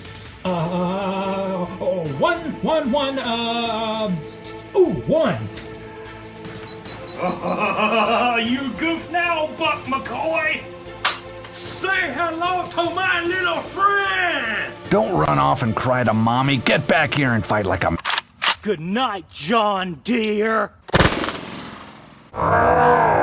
Maybe you should play solitaire. Well, hell, that was fun. Hope y'all enjoyed this video about Deer Avenger. If y'all did, y'all subscribe and like and comment and click that bell shit and all that crap that people like to do on the YouTubes. Ow, that was fucking hot. And I'm on Tumblr, I'm on Twitter. Everything is Stuart K Reilly. Except the Twitter. The Twitter is I'm Stuart K Reilly. I have a Koffee, Kofi. That's a link in the description. That's a tip jar, and you can give me money, and I can get you games to review. Ain't that nice? I can't keep my hat level. Ain't that horrible? Don't you love this gun? I do. I love guns, can't you tell? Deer Avenger, Working Man Games. Stuart K Reilly, I'm gone. Desktop deer hunter, computer simulated #1 top gunner, tracking down whitetail trophies, Boone, Crockett, Pope, and Young. Alright, that should be the end of it. Either using my shotgun or rifle on my bow, whichever, no matter what locations or conditions of the weather. I'm a desktop deer hunter on the CD-ROM. Tripod won't fold up.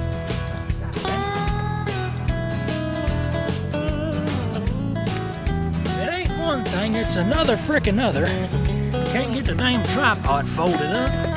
Can't do nothing for shit. Can't do shit for crap. Well, with just one point and click of the button, I can be in one of 4 states. Even sitting high in the autumn, leaves are in the snow on a wintry day. And I wonder what my old grandpappy would think about this high-tech hunting in the house. And instead of trailing deer with a no-hound dog, we're tracking them down with a mouse. I got work. Yes, I am the desktop deer hunter, computer simulated #1 top gunner, tracking down whitetail trophies, Boone, Crockett, Pope, and Young. Either using my shotgun or rifle on my bow. Motherfucker's still recording.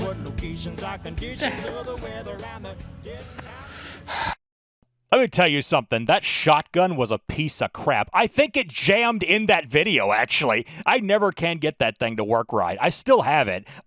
It was actually my father's. I'm not a big fan of the mag-fed shotguns. You can't never get them to act right. People ask me all the time, are those guns in my show actually real? Well, you know, if you ask YouTube, no, they're all airsoft. Every single one of them's airsoft. They are airsoft. They're not real. They don't shoot anything but little BBs. Now, the NASCAR video, I've got an interesting story about that video.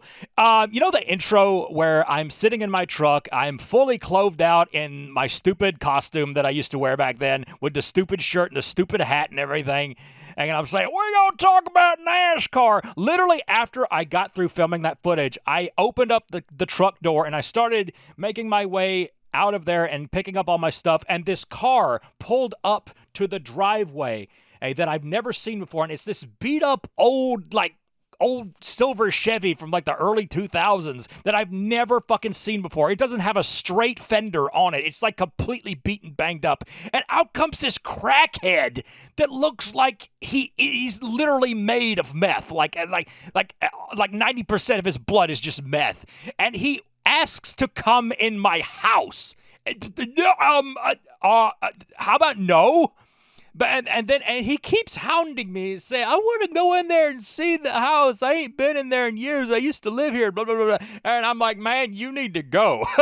I didn't tell him I had a airsoft gun on me at the time. So and I think that may have been why he went ahead and just left.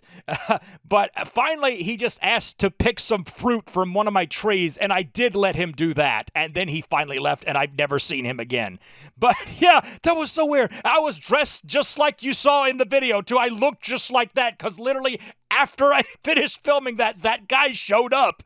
It was so freaking weird. And I was like doing this whole video off the adrenaline and shock of that happening. Like, wow, what a time. But yeah, the NASCAR video, that was definitely something I really wanted to do. And it was hard to do because literally just about every NASCAR game is the same thing. And at the end of the day, it was more of a way for me to show people Rumble Racing without actually saying that that's what I was doing.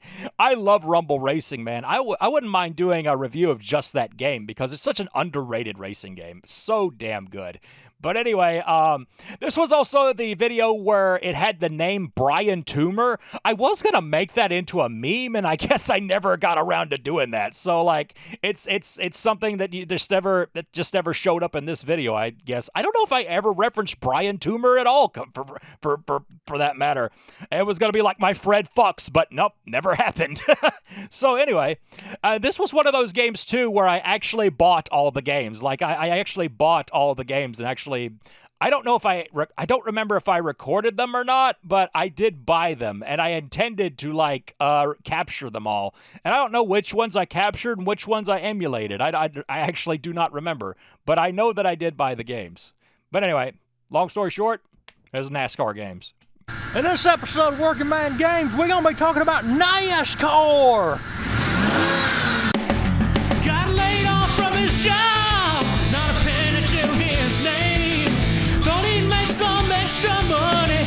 Some shitty games. He don't eat Doritos, he don't have no game of clan. Some people call him Riley, you can call him the working man. NASCAR! NASCAR, also pronounced NASCAR or Turn Left the Game. Oh boy, this is the part where I gotta act like I give a shit about NASCAR and tell you its history. So here it is, and yes, I'm reading off a cue card. William Henry Getty Big Bill Franks was a stock car racer who organized his first race in 1936. It took place on a strip of the beach at Daytona and was a little over 3 miles long. The race was a success, and he continued to promote stock car races for the next 10 years. He quickly became frustrated, however, because there were no stable guidelines. A bunch of moonshiners got drunk and started driving in circles. Almost $17 million in prize money.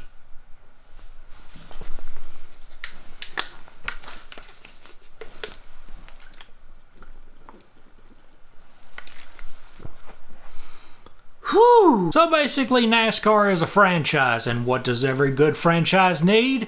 Every good franchise needs very bad video games. And boy, does NASCAR have that. Not necessarily bad video games, but games. They have games. I mean, how can you screw up cars going in a circle? How can you screw that up? They screw it up. And I'm going to be honest with you, making a video about NASCAR games is going to be hard for me. Because I'm going to have to throw every trick in the book out on this one because I got to think of just about any little bitty minor joke I can make out of the same thing over and over. Monotonous, isn't it? Like that. And how will we do that? Well, we'll start with the oldies and work our way up. Here's Bill Elliott's NASCAR Challenge for the NES, or as they call it in my neck of the woods, the regular Nintendo. You know, because there's a Super. There was a couple of different versions of this. There was an MS-DOS version, and then there was the NES version. I tried to get the MS-DOS version to work, but... So we're going to see the NES version instead. Oh, look, it's that company that used to be cool, but now everybody hates it. Come On Me. And it is then that I remember that my dad is going to watch this. Chevrolet Lumina. I have not heard that name in years. Them cars used to be everywhere, especially NASCAR. But I will say the real-life Chevy Lumina, it was very underwhelming. The Lumina was so uncool, my great-grandmother had one. Look how good I am at this game. I'm stumbling at the name entry. Also, listen to that horrible music. It sounds like that loop that plays on the Back to the Future game. Which, by the way, is a sped-up version of Power of Love. But I digress, and I undress, but we won't be seeing that. I like how there's completely made-up NASCAR names on here.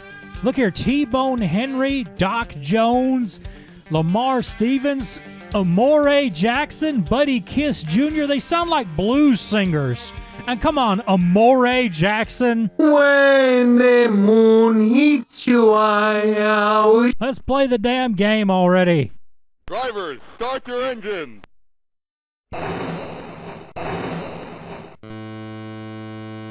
Oh, sorry, that's my phone. Hello? Hello? I can't hear you. Look, hey. Look, you couldn't have called me at a more terrible time right... Yeah. No, dude, I'm trying to drive, all right? As a matter of fact, I'm driving in a pretty bad traffic right now. Could we call later? Could we talk about this later? See what? No, I don't care. We'll kill it. I can't come step on it for you. No, come on. No, I'm driving. Look, I'm hanging up. I'm hanging up. All right, bye. Well, as you can see, this has got pretty damn good frame rate for a first-person view NES game, but that doesn't make it any better. Look how there's like an invisible wall here to the left. You don't actually go into the grass, you just hit a invisible wall. As for the wall on the right side, doesn't kill you, so I guess there's that. My favorite soundtrack from my favorite band, The Mosquitoes, from their album Buzzing in Your Fucking Ear. You think this noise is something right now? Wait till we get over here without any cars, just by ourselves.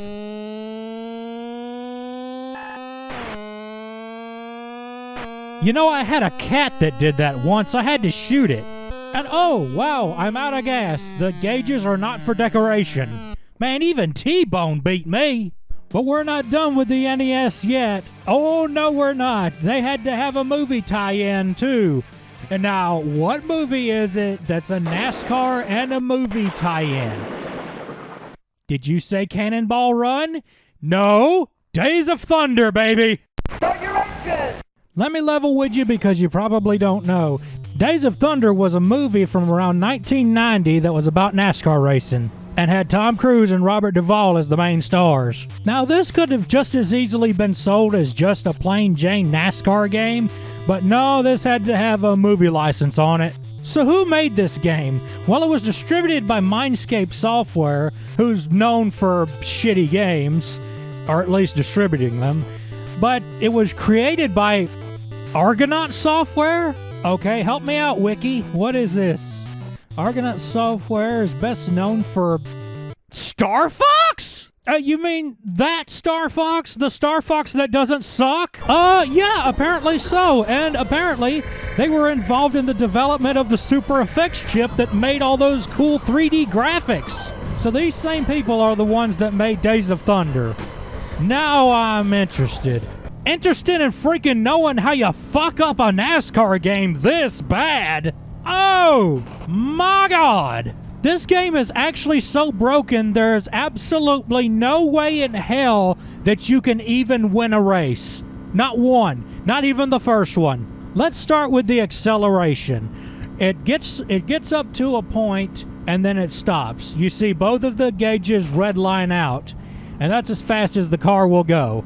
Now, this would be fine. But the deceleration is where everything goes completely downhill. Because, and I don't know how to describe this. There is no deceleration.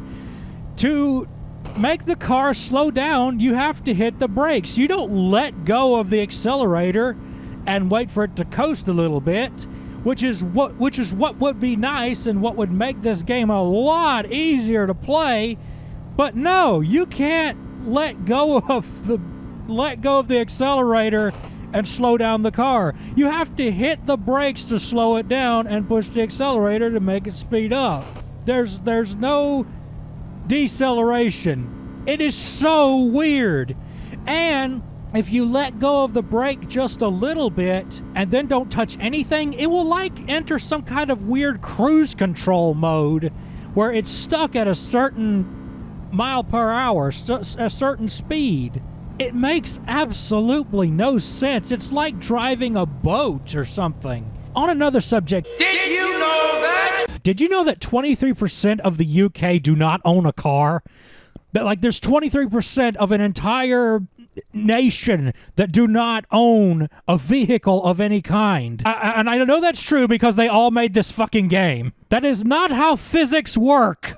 Now you know. But I have not even shown you the worst part of Days of Thunder on the NES. No. You haven't seen the game-breaking part yet.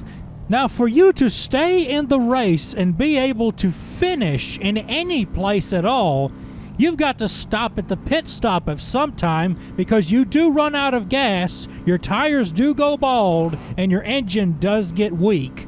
So you have to stop at the pit stop. And this is where the scat smacks the Lasco. First of all, you think you would just go into pit row. No. Why would you even think that? If you drove into pit row, you would just keep on driving, and that would be it. You just drive right by it for no reason at all.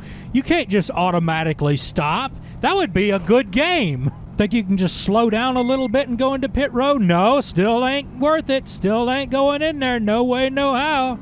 Then you finally figure, okay, what if I just fucking stop? If I stop into pit row, can I go? Here's another thing you'll find out really quick. You can't stop. You just can't stop in the middle of the road. The game won't let you. You slow down to like 40, 50 miles an hour, and then it goes into that weird cruise control mode. So I wasted a good few laps trying to get into pit row just to show you this, because I wanted to see what pit row was like. And when I finally got there, this is where I started throwing my hat at random objects. Oh, this was god-awful. Okay, you're gonna hear a lot of this weird buzzing noise during me doing all this little shit you see right here with these little dudes. Yeah, you control the pit crew. You gotta jack up the car, you gotta put the tires off, put new tires in, you gotta freaking get the gas guy to do the gas, get the engine guy to do the engine. Now, here's the thing that the game doesn't tell you. Everything! Okay, let me see if I can break this down for you. There are 2 people assigned to the jack, and there is 1 person assigned to the tires. 1 person on the top right is assigned to the mechanic, and the person on the bottom left is the gas guy. Every member of this pit crew can only do one thing, and for some reason, one of them does the same thing. And no, you cannot jack the car up both ways. What goes wrong here is there is no way to figure out who is the tire person, who's the jack person, and who does what, or where you're supposed to do it, or when you're supposed to do it. The game does not tell you. Instead of coming out on top, we all look like monkeys fucking a football. And why would it? It's an NES game. The fuck you console. The console that says you figure the shit out. You know those Nike posters that have the shoe and then above it says just do it? Well, imagine the same poster, but the shoe is in pieces and the poster says, you do it. That is the Nintendo Entertainment System in a nutshell. Now that we've gotten that out of the way, let's check back in with the pit crew. Well, they're still trying to figure out what the fuck they're supposed to do. The game seems to be extremely specific on where you press the A button, like where the character is at when you change the tire or try to change the tire. Because if you're not in that very exact spot, it's going to make this buzzing noise. In fact, it's the buzzing noise you've been hearing throughout this whole freaking pit crew thing. Ain't that lovely? Sounds like 2 horseflies 69ing on a dead cow. I never did get my engine fixed neither. I couldn't figure it out. He's right there. but I couldn't figure it out, so I just finally said, screw this crap. Well, ma'am, I really don't know what to tell you. I took a left, then I turned left again, and I went straight for a little while, and I turned left one more time. Now, I know the last thing you want to see right now is more of this round and round and round and round and round. Oh my God, we're at the 12.5-minute mark with this shit. I need to wrap this up. I finished last because the pit crew thing sucks and the game is broken. The end. Also, I finished 8th place somehow. I don't know how. Whoa, whoa, whoa! I didn't just see that. Somebody's name was. There it is! Brian Toomer! Brian Toomer! It's not a tumor. Next freaking game. No fear, racing. Uh-oh, we're getting into Super Nintendo territory now, boys. Now, this game's interesting in that it's not exactly a licensed NASCAR game, but it does have a NASCAR driver's name on it. It's more of a generic stock car racing game. I decided to put it on here because it's actually good. I had a fun time playing this game. It's what the Days of Thunder game should have been, basically. You can tell by the graphics and everything and the way the game works, the interface and everything. And since it wasn't NASCAR, they could take a few liberties, like you got Nitro, and you've got a lot more than just oval tracks to go on. This track in particular has got a lot of twists and turns on it. There's a bit of a drifting mechanic to how you turn the car, but after you get it mastered, it's really not that bad. Now, that was a qualifying run. When you race against other cars, all hell breaks loose. Everybody's bumping into each other because the road is so thin, so skinny, and there's so many cars on the road at one time.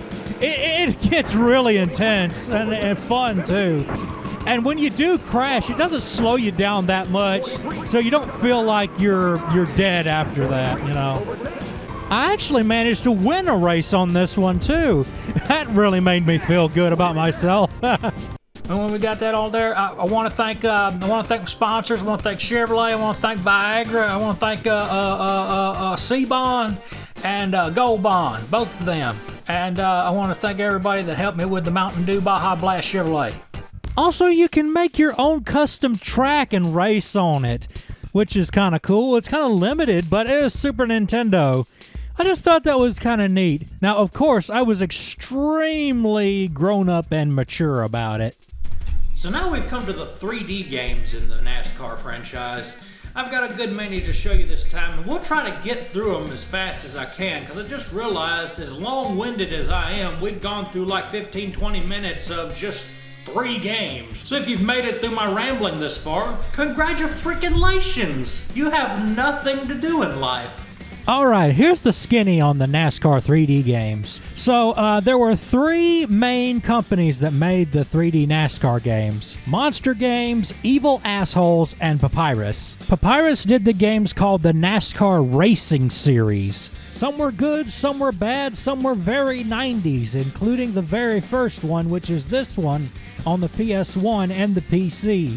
I should also mention that the soundtrack is freaking awesome on these NASCAR racing games because Skid fucking Row did the music, which is probably why PC Gamer called it simply the best racing game sim ever created. Does your game have Skid Row? No, I don't think so.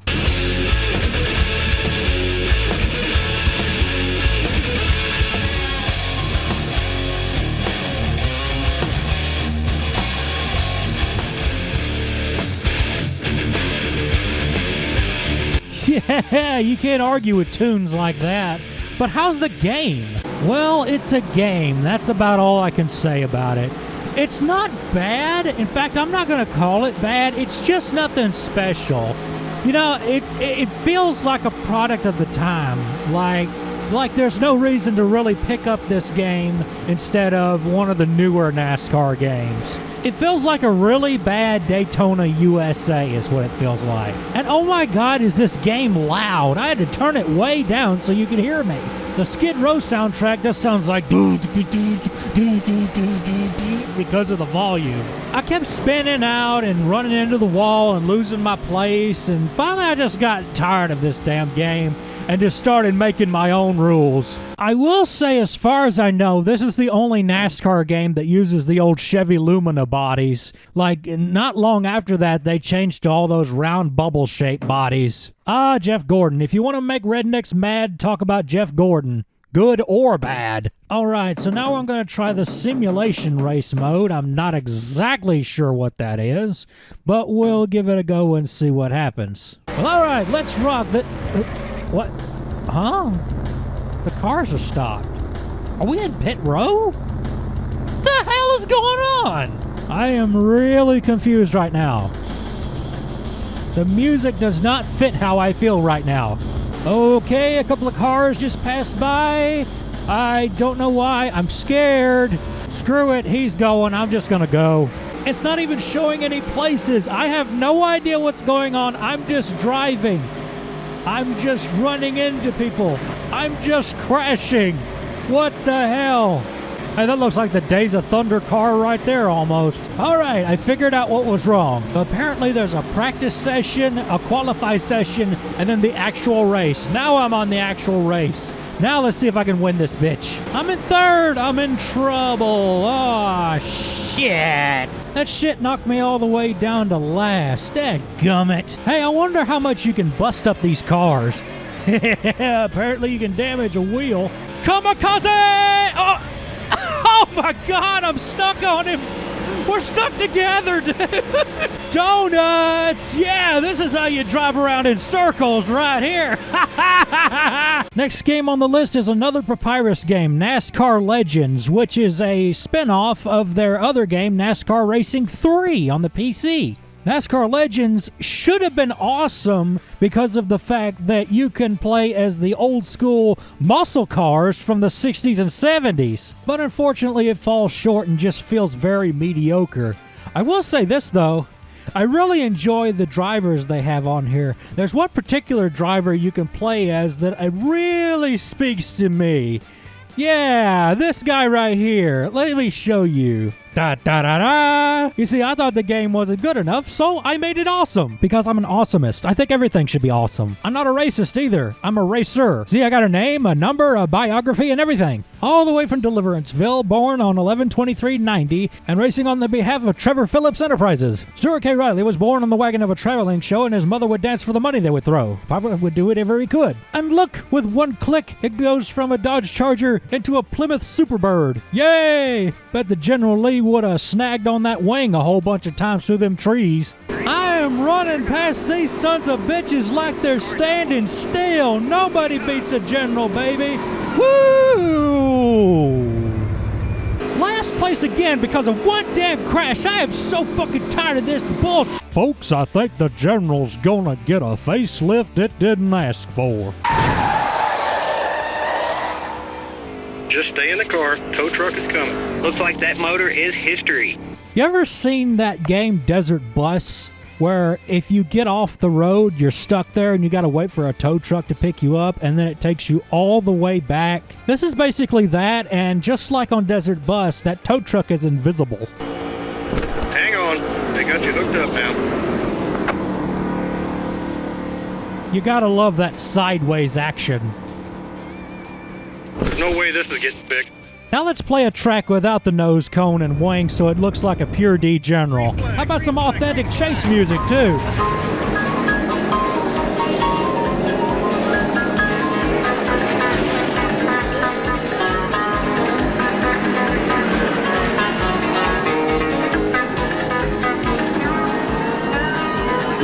Oh yeah, that makes the game a lot easier. I would like to take this time to bring up that there was a TV show about NASCAR about this time, late 90s, early 2000s, somewhere around there. It was done by a company some of you youngins may have heard of, Saban Entertainment, and the people that did the voiceover for it were Ocean Entertainment, as in the same Ocean Entertainment that did the English voiceovers for Dragon Ball Z, something else you youngins know about. In fact, one of the voice actors is Reno Romano, who played Louis Serra on Resident Evil 4. You remember him? A little rough, don't you think? They went there. By there, I mean Cabela's. I'll have to do a review of the show one day because it looks like the same people who did all those, like, weird shows that was on Fox Kids, like Sherlock Holmes in the 22nd century, which I can't believe is a thing. But back to video games. Let's talk about NASCAR Heat. NASCAR Heat was the game series that Monster Games did for NASCAR. If you've never heard of Monster Games, you're excused, but you'll be surprised what they've worked on. Not only have they worked on NASCAR Heat, they've also worked on one test drive game, and since 2009 have actually worked on some pretty big name stuff. Excite Bots, Trick Racing, maybe not. Excite Bike, World Rally, Pilot Wings Resort, Donkey Kong Country Returns 3D, and Donkey Kong Country Tropical Freeze. So, yeah, that's some pretty big name stuff on the 3DS and Wii, and the Wii U, and Wii U, and WiiWare, and Wario WiiWare. Oh, man, there's so many of those Wiis. Monster Games must have had a big-ass budget for this because they were able to get some of the big wigs to actually show up and do cutscenes. Even Richard Petty and Dale Sr. How's that? How's that? Say how's that? I missed that. A king here can do it better. Now, apparently NASCAR Heat's big claim to fame is the Beat the Heat mode. If you've ever played Gran Turismo, it's a lot like that. You have these little trials that the game wants you to go through. We'll crank up the heat a bit for your next challenge. You'll be running at NASCAR's fastest track, Talladega Superspeedway, where you'll have to master not only turns 3 and 4, but also the tri-oval and then across the finish line. Let's take a look at what it'll take to beat this challenge. For the bronze trophy, you'll need to beat 31.0 seconds. 30.5 will earn the silver. Going for the gold will require a blazing 30 flat. Your car will be at full speed, all alone heading into turn 3. Good luck. Well, all right, let's see what's so dang fancy and cool and neat about NASCAR Heat. Oh, I just rhymed. Well, let me start off by saying, oh my God, 90s Pontiacs were ugly. Hell, 2000s Pontiacs were ugly too. They just kind of pushed around the Play-Doh a little bit to make it a little more round.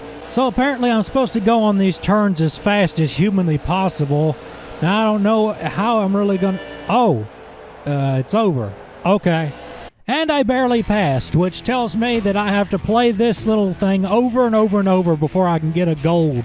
Look, if I want to drive down the two same stretches of road over and over and over, I could do that in real life, and at the end I get to see a pawn shop where I get to look at guns and guitars and all kind of cool shit. I'm out on this. NASCAR 98 Collector's Edition. Oh, cool. Look at all the old cars on here. Is this going to have muscle cars too? Oh, damn, Molly Hatchet. This ought to be good. And we got an old Richard Petty Charger. Oh, man, I am so looking forward to this. Dude, look at the old Plymouth Fury. Oh, shit. This game's going to be cool. Oh, what? Did the music just skip? Wait a minute. That looks just like a plain Jane NASCAR vehicle. How do I change the car? How do I get a Fury? How do I get a Charger? Come on, man. Hell, I'm looking at these cars and... I'm not seeing any classics. I'm not seeing any old school cars. What the hell, dude? This is like clickbait that's specifically targeted at Stuart K Reilly here. What the heck, man? Yes, I'm afraid to tell you there are no classic cars in this, despite the fact they're on the cover art, they're on the title screen, they're on the menu screen, but they're not in the game. And yes, the music is skipping. I just checked the disc. Yes, it's fine. I would like to take this time to tell you that this is the first game we're looking at that's made by EA, also known as Evil Assholes. Well, maybe the game's good. Actually, no, it's kinda boring. There isn't even anything funny to say about it. It's just NASCAR. Oh, hell. Oh, shit, I didn't mean to do that. I hit Earnhardt. Man. In this house, we don't hit Earnhardt.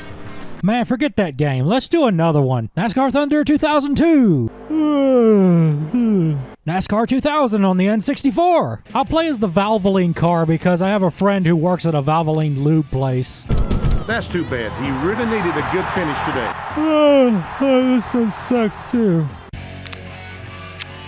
Oh shit, that's Mean Streak by Y&T. I love that song.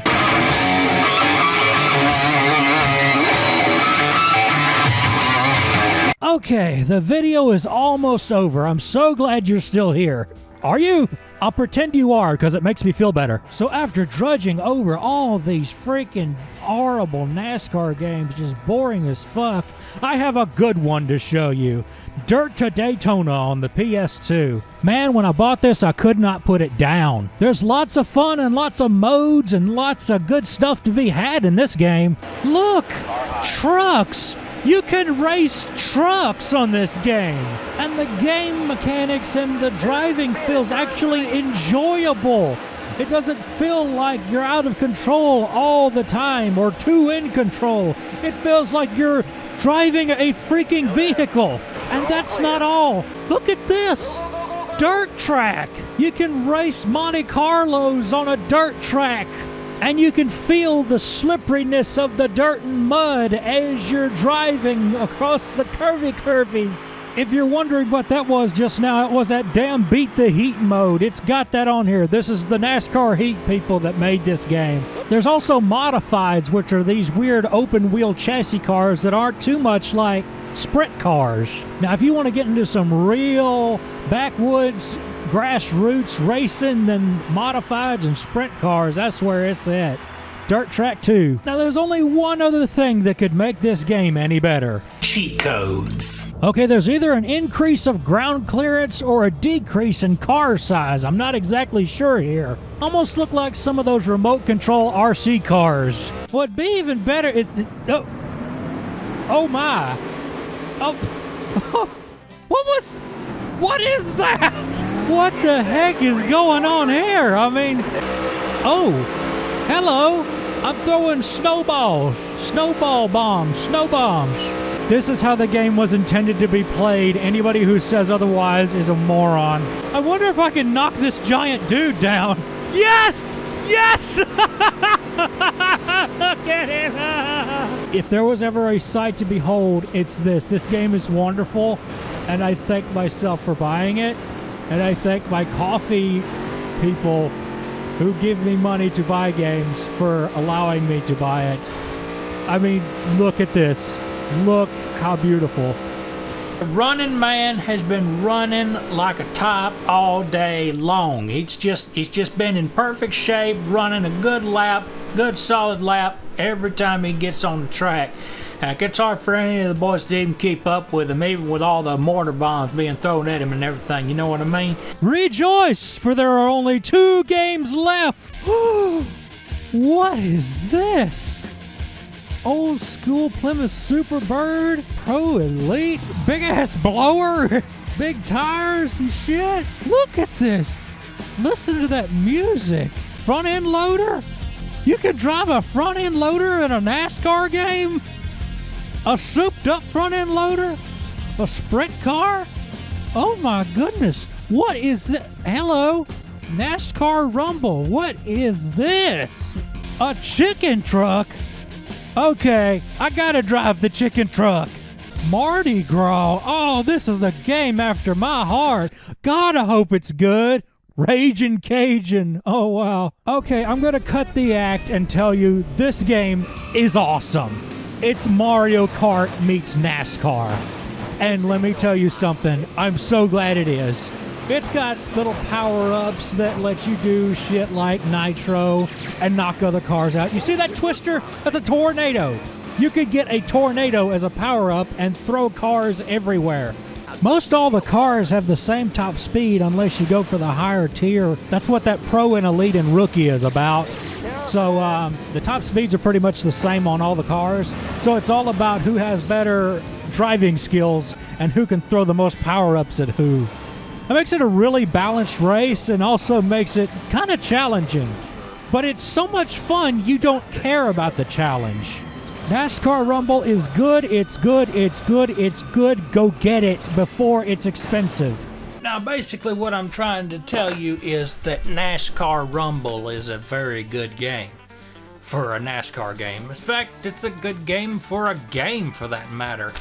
I mean, shoot. I mean, it goes for kind of the Mario Kart thing, but because of that, it doesn't suck. It's not the same thing over and over. It's not the same ovals and circles and shit that you do over and over and over on frickin' every other NASCAR game ever. So it feels like a decent, fun, interactive racing game. But that's not NASCAR, and NASCAR is all about repetitiveness. Kids look at NASCAR and they think, repetitive, not fun. So, what did the people that made NASCAR Rumble do? I will show you. What they did was they took NASCAR Rumble, put it on the PlayStation 2, got rid of the NASCAR licensing, and made what I think is one of the most underrated racing games of all time. Rumble Racing, y'all.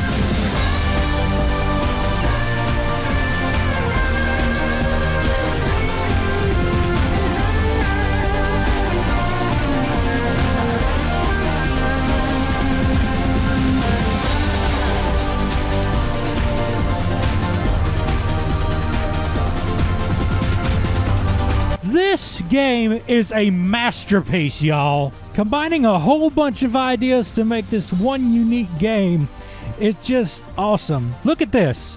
You've got stunts you can do by holding down a button and pushing up or down.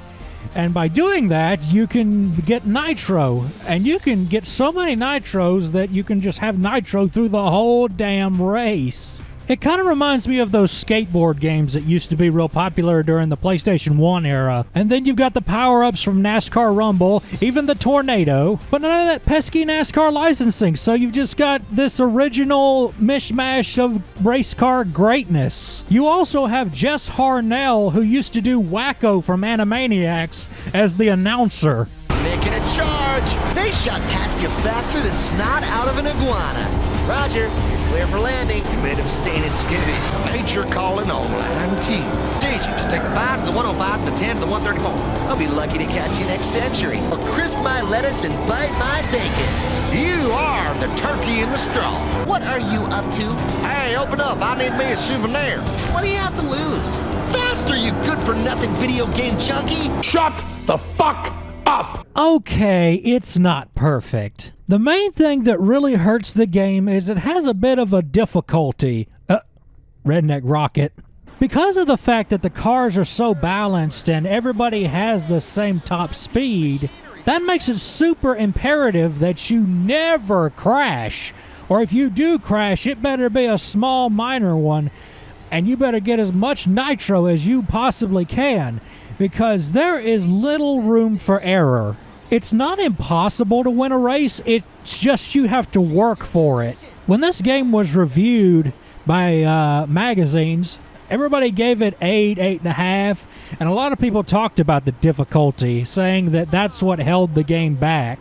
Despite it being one of my favorite racing games of all time, I still categorize it as a game that could have been good if. And it's amazing to think it exists because of a NASCAR game. As a matter of fact, the developers of this were ex-EA employees that you now know as Visceral Games, the same Visceral Games that made Dead Space. I believe Visceral Games has closed down since then, but I really wish they would have stuck around to at least make another Rumble Racing. I would really like to see this franchise rebooted and tried again. It would be safe to do it because it doesn't have a legacy. It's not some legendary franchise, so if it does plummet, flop, or whatever, it's no big loss. But either way, I felt I would never get a chance to talk about Rumble Racing unless I talked about NASCAR Rumble and unless I talked about NASCAR games. So, there you go. So now we've reached the final lap of the endless road. And NASCAR games are done. Whew! Well, that was a long video, wasn't it? Man, now I gotta work on the next one. What? The next one? I ain't decided yet. What? I look like I already have everything planned out. You know, I'm so sick of your Folks, tune in next time to see what the working man gets himself into this time. Also, this might be a hint. Y'all come back now. So now we come to the 3D games in the NASCAR franchise. I only got a few to show you, and we'll go through them really quick. So now we're going to the 3D. Here we are in the B room meaning bedroom. And this is where all the capturing, recording, physical game magic happens. See, I got a Piss 3 and a shitload of light. I got a Piss 2. No big surprise, I do a lot of my work in the bedroom. What do you expect? I don't have a studio. Why would I have a studio? I'm a working man. Easter egg for the video. This is a Hot Rod magazine from November of 1990, my birth year. So, just thought I'd bring that up. It's cool. It's got a Marlboro advertisement on the back. You don't see many cigarette commercials or ads anymore. Ooh, bulletproof shifter. I've been noticing that my shifter's not bulletproof. Bulletproof shifters, yeah. That's a reference to the Jegs Auto Parts commercials. That was a inside joke with my YouTube poop friends. It was some commercials that I used to see in the early 2000s for some car parts, and I uploaded them to YouTube, and it had this little scene that went Jegs, and all my friends thought it was the funniest shit in the world, and we all YouTube pooped it to death. But yeah, it had this one scene that talked about bulletproof shifters, and that became our thing we always laughed about. Why would you need a bulletproof shifter? If you are pulling your shifter so hard it needs to be bulletproof, you need to calm the fuck down. Looking at the footage, I think I can tell which games are the ones that I captured with real hardware, and it's the ones that have like the black border around them, because I had this really cheap like $20 Roxio capture card that recorded with composite, and I remember I used the OBS preview window to actually play the game, and it was super laggy, but somehow I was able to still play everything despite that. Crazy. But by this time I actually had my Elgato capture card, which I still have, but I don't use it as much as I used to. I've actually gotten better stuff since then, and I want to make a video about my capture card adventures one day. I got a lot of mileage out of the Elgato, and a lot of the Xbox stuff that you see me review is from that card. Next is a episode that's really near and dear to me. It is the Ricky and Vicky game episode. It was the very first indie game that I ever reviewed on the channel, and it was very neat to me because it was an Atari 7800 game that was a new game, and it had like custom chips in it and stuff, and it was like way more advanced than any 7800 game had ever been. It looked more like an NES game. And it was so advanced that TWUTCH, the guy that made it, had to make his own emulator in order for it to run on Steam. So that's the Steam version has an emulator that was made by him. And I remember him saying his emulator is 100% compatible with every 7800 game ever made. Crazy. Because of the way it's made, it cannot play on the 2600 Plus or the 7800 Plus because the emulator on those systems it relies on like just regular cartridges that don't have any extra chips in them. So a lot of those games don't work that have extra chips, like Pitfall 2. Though I think they recently got Pitfall 2 to work somehow. But anyway, you can only play this game on original hardware if you have an actual 7800, and they actually made a custom 7800 flash cart that plays Ricky and Vicky. And if you buy that, it comes with Ricky and Vicky already. An official ROM that you can buy. Crazy. It doesn't seem like TWUTCH has made anything since Ricky and Vicky, though he has been working on emulators and other stuff since then. I saw he made a Watara Supervision emulator, which is a super obscure game console. But here's hoping he puts something out again soon. When he does, I'll be the first man on the scene just like I was last time. And if you have not played Ricky and Vicky yet, you better go do it right now. It goes for like $2 on sale on Steam. Check that bad boy out, okay? All right, kids, no camera today. I got a quickie for you. A quickie about Ricky and Vicky. But before we do that, we got to go back in time. The year was 1986. In 1986, Atari put out a new game console. We also introduced the next generation of video game systems. It was called the Atari 7800. The new 7800. and it was an immediate smash hit. And it bombed like Hiroshima. On the interior, the 7800 was just a souped-up 2600. Let me put it this way. The 7800 was the first apology console. The oops, my bad version of the 5200. It was smaller, lighter, tinier, more compact, more portable, and those are all the same fucking thing. And the game we're going to be talking about today is not an original Atari 7800 game from the 80s, but a brand new Atari 7800 game from 2018, December, in fact. It's called Ricky and Vicky. Here we go. So let's start off with how I found out about this game. I found out about it from Slow Beef. Long retired from Retsupre fame, he spends a lot of his time doing Twitch streams. But his Retsupre and escapades have not been forgotten, especially by, I don't want to screw up his name, so I'm just going to say his Twitter handle, Tail Chow. Tail Chow remembered the old Ridley voice that him and Diabetes spammed together on their Metroid Let's Play, as well as their Other M video. Roll me that clip. Sitting there flapping up. I'm just desperate at this point. I've fought you a dozen fucking times. I can't see. I'm just gonna claw the air in front of me. Ooga booga, I'm Ridley. Ooh, are you scared, Samus? And Tail Chow thought there was nobody better to do the voice of the antagonist of his Ricky and Vicky game for the trailer of the video than Slow Beef himself. Congratulations! I'm the Misery Dragon, Demon Lord of Inconvenience. And you just won an exclusive invitation to my secret base at the center of the earth. But come on down if you ever want to see your disgusting kids again. Delicious. And it's here that we get our first taste of what Ricky and Vicky is like, and this is the two-player mode of it, which is actually the main game. Anyway, Ricky and Vicky is a puzzle game that can be played with one player or two. Both versions of the game have different puzzles to solve and levels to go through, and even different bosses to fight. So if you play it on two-player, you get a completely different experience than if you played one player. And even though it's built on the Atari 7800 hardware, you don't have to have an Atari 7800 to pick this game up. It's actually available on Steam on its own emulator built specifically for it. And it wouldn't be a working man game if it didn't have a working man price, and it ain't but $10. And that's not including Steam sales. That's how cheap it is. A heck of a lot went into making this game look so good. If you have seen the Atari 7800 games and what they look like, you'd look at this game again and wonder why it isn't an NES game. Because for one thing, the sound and music sound way better than any 7800 game you've ever heard, if you've even heard a 7800 game.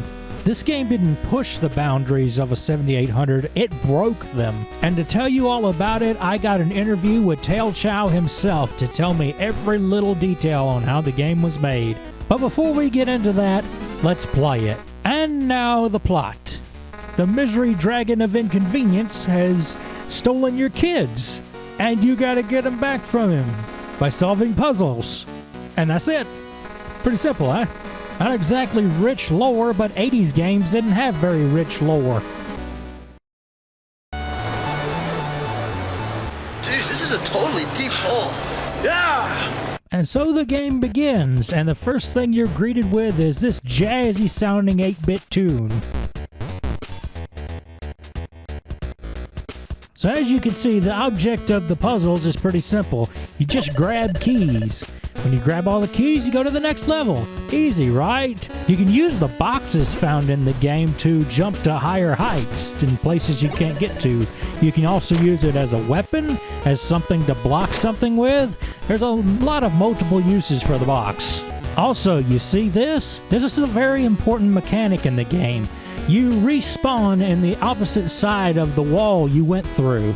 This also works for the boxes, and you end up having to use that to your advantage in many puzzles. See, here I'm using the mechanic to make a platform with a box to get on the other side of the screen to get the key.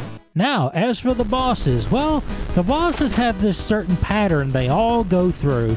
And if you can memorize that pattern, it's a lot easier to defeat them. Other times, learning a pattern won't help you at all, and you'll just die and die and die and die and die and die and die, die, die, die, die, die, die, die, die. Seriously, that boss was bullshit! Okay, I'm not going to be one of those guys that puts bad game design and difficulty in the same category, but this game is challenging, and you just need to know that.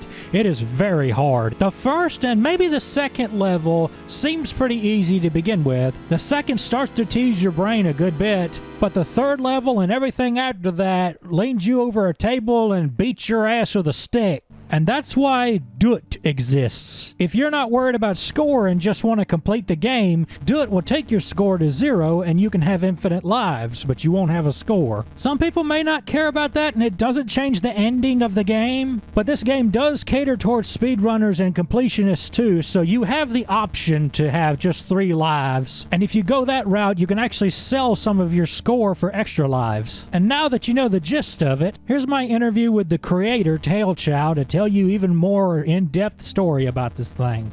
So a couple of years ago, I was really into like co-op design, especially for 2-player games, because this seemed to be something that there were a lot of experiments with.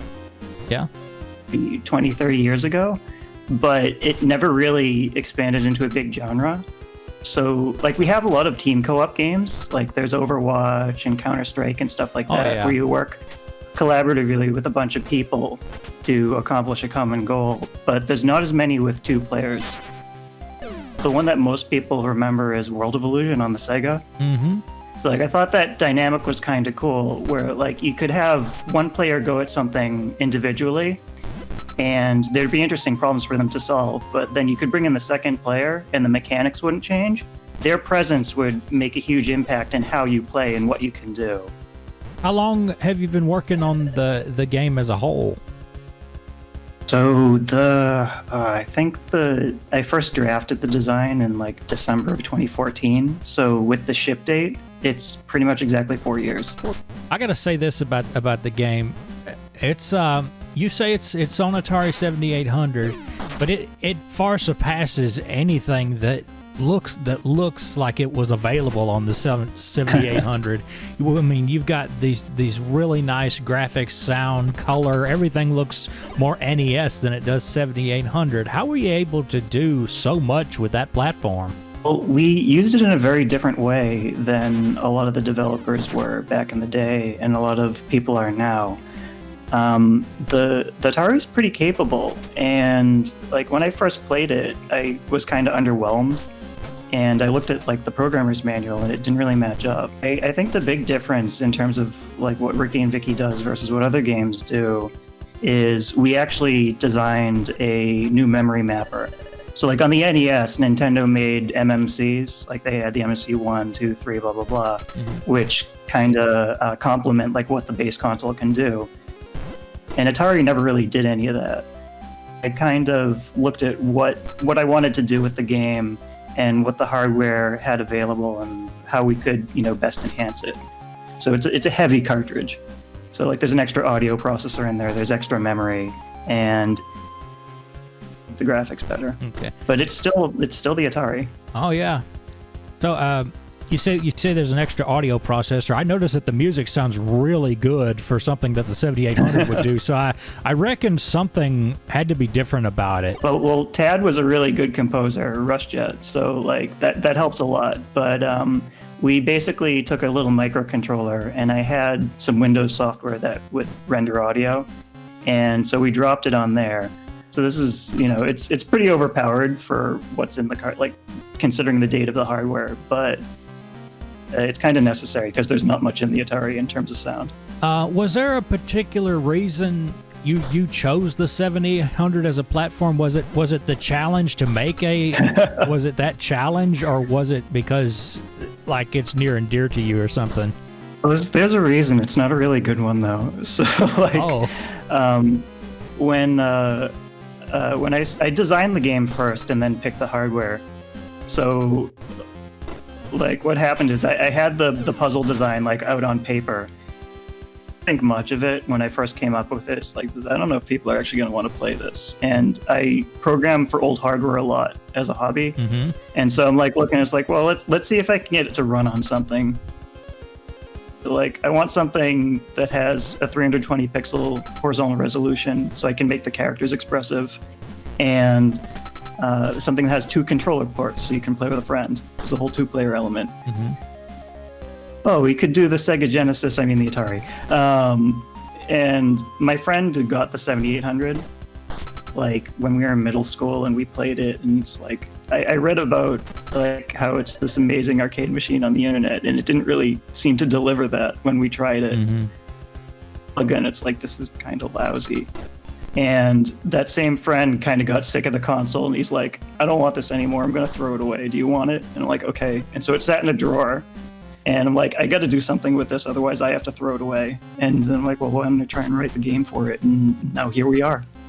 So it happened from a console that was given to you, basically. Yes. That's a so this is pretty interesting story. Neil's fault. So let's talk about Ricky and Vicky themselves and their character design. Now, you told me that you did all the artwork for Ricky and Vicky. That's correct? Yeah, that's right. Well, you're a pretty good artist in that, I gotta say. Yeah. Well, what was your main inspiration for them and their look as far as their character design and all? I wanted them to be easy to read on the screen, because I knew pretty early that, like, we'd have a fixed, there'd be no scrolling, and we'd have fixed screens for each of the puzzles so you could see everything. And because of the design, where you'd have to be moving the boxes around, and there'd be 2 players, and the enemies could move stuff around. So I made them foxes, because, I mean, they're bright orange. It's the most obnoxiously visible animal you could get. Oh, yeah. And then I wanted them to kind of read distinctively from each other. So we gave Ricky the greenish-blue nightcap, and Vicky the red hair and the red shirt, so that you could pick them out against each other easily and against all the enemies. And we kept them, like, very simple in terms of personality, so it'd be easy for, like, players to kind of impose themselves on them. Personality is mostly based upon my parents. Oh, yeah. It kind of reminds me of stuff like, if you remember Chippendale on the NES, I bet a couple of people have brought that up, and Mario Brothers, the arcade game. Yeah, well, the big one, actually, like, because the game changed a lot, like, since the first inception. If you look at the art design, some of the older assets, they look a lot like Bubble Bobble. I saw that in there too, kind of a Bubble Bobble inspiration. Makes a lot more sense if you think about it, because you with, like, the way you play the game and the way the story unfolds, you can tell it takes a lot from Bubble Bobble. And as it went on, we drifted more away from that, but you can kind of see in a lot of the designs that that old title game did a lot of inspiration on it. I like the humor in the story too. I won't give much of it away, but I like how the main antagonist is called the Misery Dragon of Misery, the Demon Lord of Inconvenience. Inconvenience. There we go. The Demon Lord of Inconvenience. He's just all around something that causes a lot of annoyance. Not that's his job. He's very good at it. Not even despair, pain, or torture. Just annoyance. Exactly. Oh, and he'll cause as much annoyance as you let him. That's exactly right. And on the trailer, we hear frickin' Slow Beef from Retsupre, which I thought was a really cool cameo, considering the antagonist is a dragon. So I can totally hear that Ridley voice coming out of him just right out the gate. Right. Well, and the thing is, like, when I first started writing the character, like, it was straight up designed for that voice. So I didn't know if we were going to be able to get Slow Beef in on it, but he was willing to do it. Well, actually, the trailer was like a last minute thing, because originally I wanted to try and get him to do a voice sample. So, like, after you clear the game, then you get, like, a little quote for "It's a Living," like, played out of the Atari. But we ran out of space. And I'm like, oh crap, we can't do it anymore. And I started editing the trailer. I'm like, it takes too long for someone to read the text So why don't we have someone read it to it? I'm like, and I emailed Slowbeef. He's like, yeah, okay, I'll do it. Yeah. I'm like, awesome. So that worked out better than I thought it would. I guess it would have and would have not been that great if it would have been on the cartridge, because it would have been like yeah, pretty much. Or that digitized text. I mean, you've heard the NES try to do digitized audio, you know. Oh, totally. Well, a lot of that too is that like the voices take a lot of space. They do. And so if you want a good one, you got to sacrifice. Like in our case, we probably would have had to give up like maybe 40 or 50 puzzles in order to fit a good quality voice. It would have been a really short game. Like, so the Steam version is out now. It came out in like what, December 2018, last month. That's right. That's right. Okay. Well, I want to ask you about the Windows version. Is it an emulator running the 7800 ROM, or is it built from the ground up? It is an emulator, but it has some extra stuff. So, like, if when you're playing the Windows version, like, it has saving and it retains the high scores and all that other stuff. So it's an emulator, but the game is cognizant of when it's actually running in the Windows version. So it goes out and looks and says, like, okay, am I running in the special emulator? Oh, okay, I'm going to use all these extra features. Technically an emulator, but it has little hooks in there, so like you can do the achievements and the saving and the extra features. So it's less a 7800 emulator and more a Ricky and Vicky emulator. Yeah. We released the emulator. Like it's kind of okay. It can run most of the library. Really? But it was just designed to run Ricky and Vicky. Oh. So, well, there's that. That's pretty cool. The 7800 version, you're going to make an actual physical cartridge that will play on a real 7800. Could you tell us a little bit about that? What went into making that? Yeah, I can tell you plenty. I got around 600 of these in my living room. So. Oh man, you've already got some made, huh? Yeah. So I actually wanted to release the cartridges on the same day. But like we ran into so many delays that like it was too much, and so we had to pull it back, and then we had to pull it back again. But I'm hoping to get that done soon. So with the cartridges, because we had custom hardware, we had to make new boards, new plastics, new everything. So my friend Tito did the PCB design, and so he actually made 600 boards like in his house on a hot plate, and they ended up turning out really well.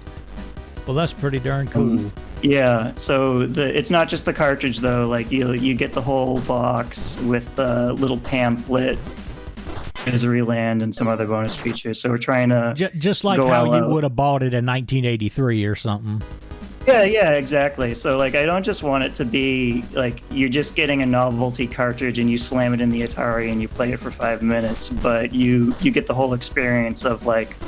It's not just the game, but you're getting an invitation to Misery Land. So the manual is written as if it's like a tour guide. Oh, that's cute. That's probably how it would have been done back then. Yeah, exactly. Like that's the sort of stuff I miss from a lot of the physical packaging we used to get, like especially from the computer games. Oh yeah. Because it wasn't just a manual. It was an extension to the game because we couldn't fit all that content in the cartridge. Yeah, game manuals used to be extremely cool. You'd have all these little illustrations that weren't anywhere else but in that book. Yeah. Like that, and I wish we had more time, like to make the manual elaborate. Like I wanted to put a little comic in there, but we couldn't do it. Well, I bet it's going to be good. We'll see.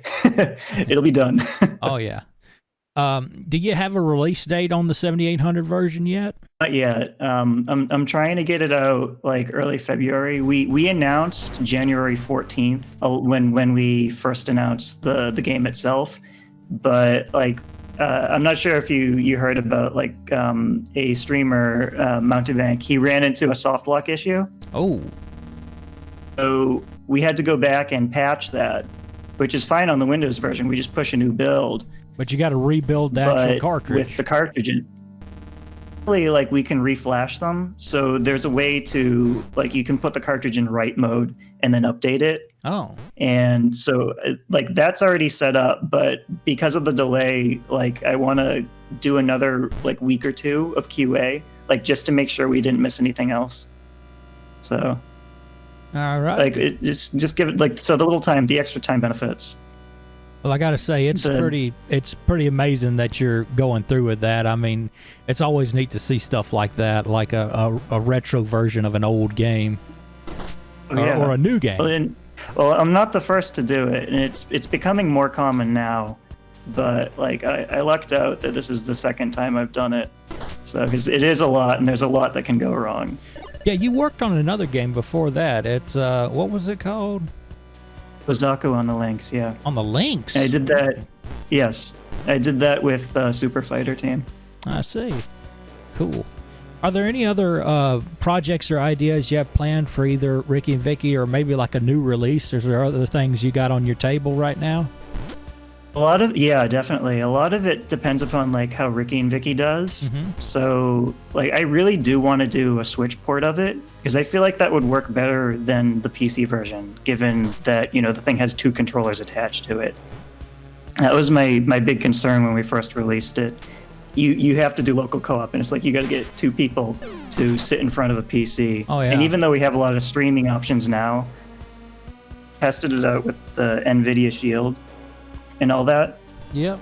But we made sure it worked with like the Shield and the a couple other options. But I feel like it's still kind of fussy to get 2 people to sit in front of a PC. Yeah, that seems with to a be Switch, it'd be much more streamlined. Yeah, that seems to be the controversial thing right now, is that there is no online 2-player unless you want to do something like Parsec or something. But But it's kind of. I understand why you did it, because it's kind of like the limitations of the cartridge. Yeah. Well, in this case, it's like more of a limitations of the emulator in our budget. I see. And like you could argue that it's supposed to be a game about cooperation, so we should get together and play the game. But there's just so much you can do with the time you have. I got you. I have had my friends get together and use Parsec to play together, though. Oh, and it's been a really fun little thing that they've done. Also, I know a couple of guys that have found a way to play Ricky and Vicky on 2-player by themselves by just playing with the controller binds.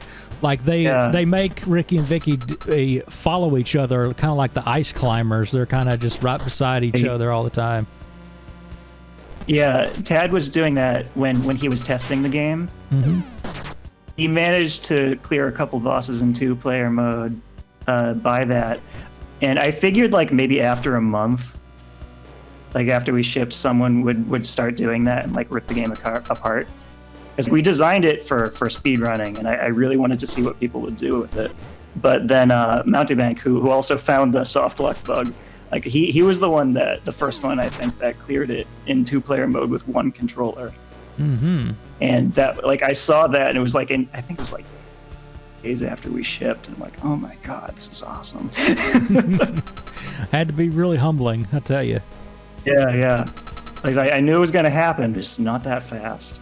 We're reaching the hind end of this interview. If people want to keep up with news about the game or your stuff, where should they go? What website should they go to, or social media, whatever? Well, the company website is penguinet.net, mm-hmm. which I'll hopefully redo in like. That's because the layout is so old and nasty. Well, I saw the website. It fits the aesthetic, really. To be nice. So that's the main thing. So whenever anything that's going to happen with the game, it'll be announced there. Also, my YouTube and Twitter, which is just if you search for Tail Chow, you'll probably find me. Well, that sounds wonderful. But one thing I can say is next Tuesday we're putting up the Humble widget. So in case you don't want Steam, you can just download a standalone. Oh, so you can get it on what, Humble Bundle? So just the little, punch your credit card in and download it. So that'll go up next Tuesday, and then we'll go from there. Okay. I really hope the game does good, and this is my part of signal boosting about it, and Nice to meet you, and you have Likewise. you have an absolutely wonderful day. I knew when I first started doing Working Man games that I was going to do the Dukes of Hazzard games at some point. Nobody else had made like really in-depth reviews about the games, and who better than somebody with the thickest Southern accent on the internet? I had to be the one. Somebody has to do it. You know, be the change you want in the world. So I changed the world by making a Dukes of Hazzard review. And I even went as far as to, like, mimic the style of the Season 1 intro. So, yeah. People asked me if I did the music for the show myself. I did the theme song for Working Man myself. I sang it, I played the guitar and everything. And on the Dukes of Hazzard video, I did the intro ditty, the little music that you hear at the start. Because there was no instrumental version of the little intro part of Season 1 of Dukes of Hazzard. So I just did it myself. But yeah, this is Dukes of Hazzard Working Man. There was a lot of games I didn't know about, like the computer games and the stuff like that. I still can't get over that there's a game where an FBI helicopter is throwing rockets at the General Lee. It's freaking crazy. This episode was also kind of one of the things that kind of started my buddy Seth, the guy who does Verm Studio or Verminator or whatever he's going by today, doing a lot of assets and stuff for my videos. I was like, ever since the beginning, like I wanted him to like style Riley and make him like into this Tex Avery looking cartoony dude, because that's always what Riley looked like in my head. And he did an excellent job at it. And like he was like my art guy for a long, long time. And I'm really happy with the stuff he made, and like still to this day, when I show people Riley, like that's the reference stuff that I use, because like that's what I see him as. But he's actually been redesigned since then. But still, I still see Riley as like the long snoot, big teeth coyote, and that's why 3D Riley looks the way he does. He was used off those references. But anyway, here's Dukes of Hazzard.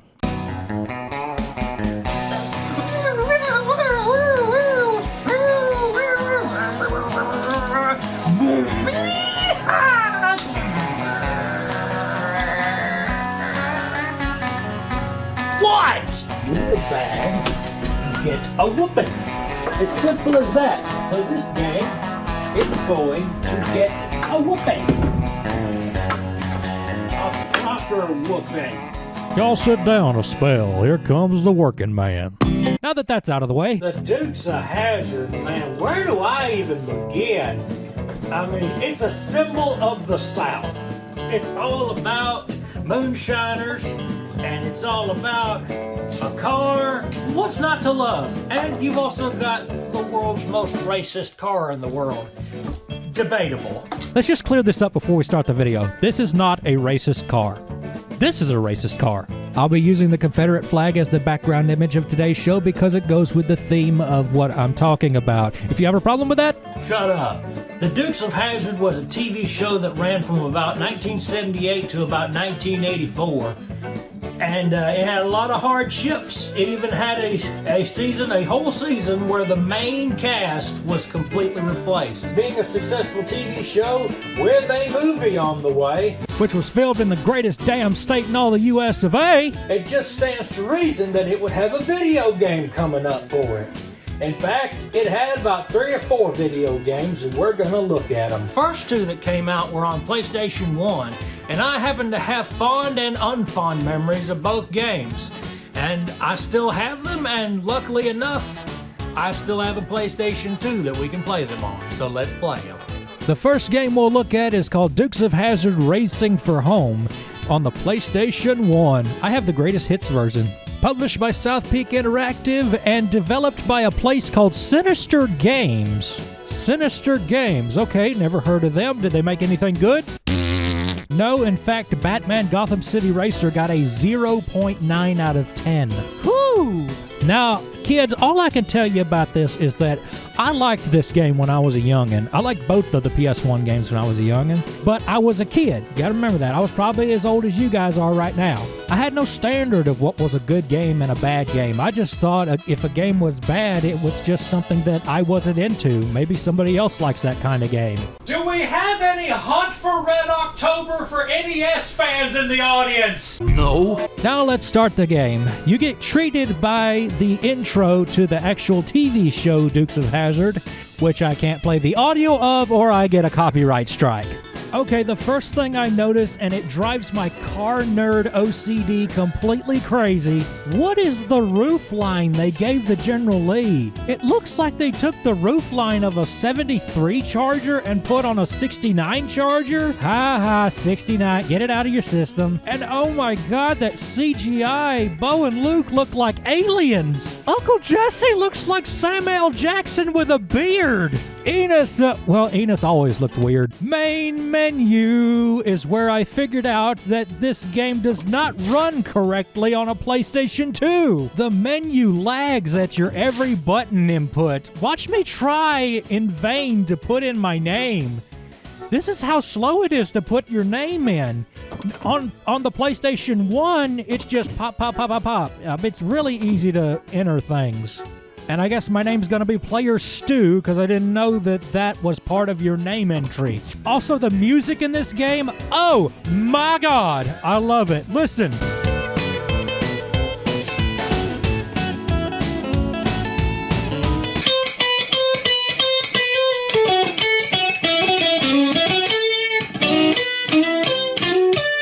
I've tried that 50 times. I'm not doing it again. So according to the back of the CD case, we've got some of the then surviving original cast of the Dukes of Hazzard doing voiceover. We've got James Best, that's Roscoe Coltrane.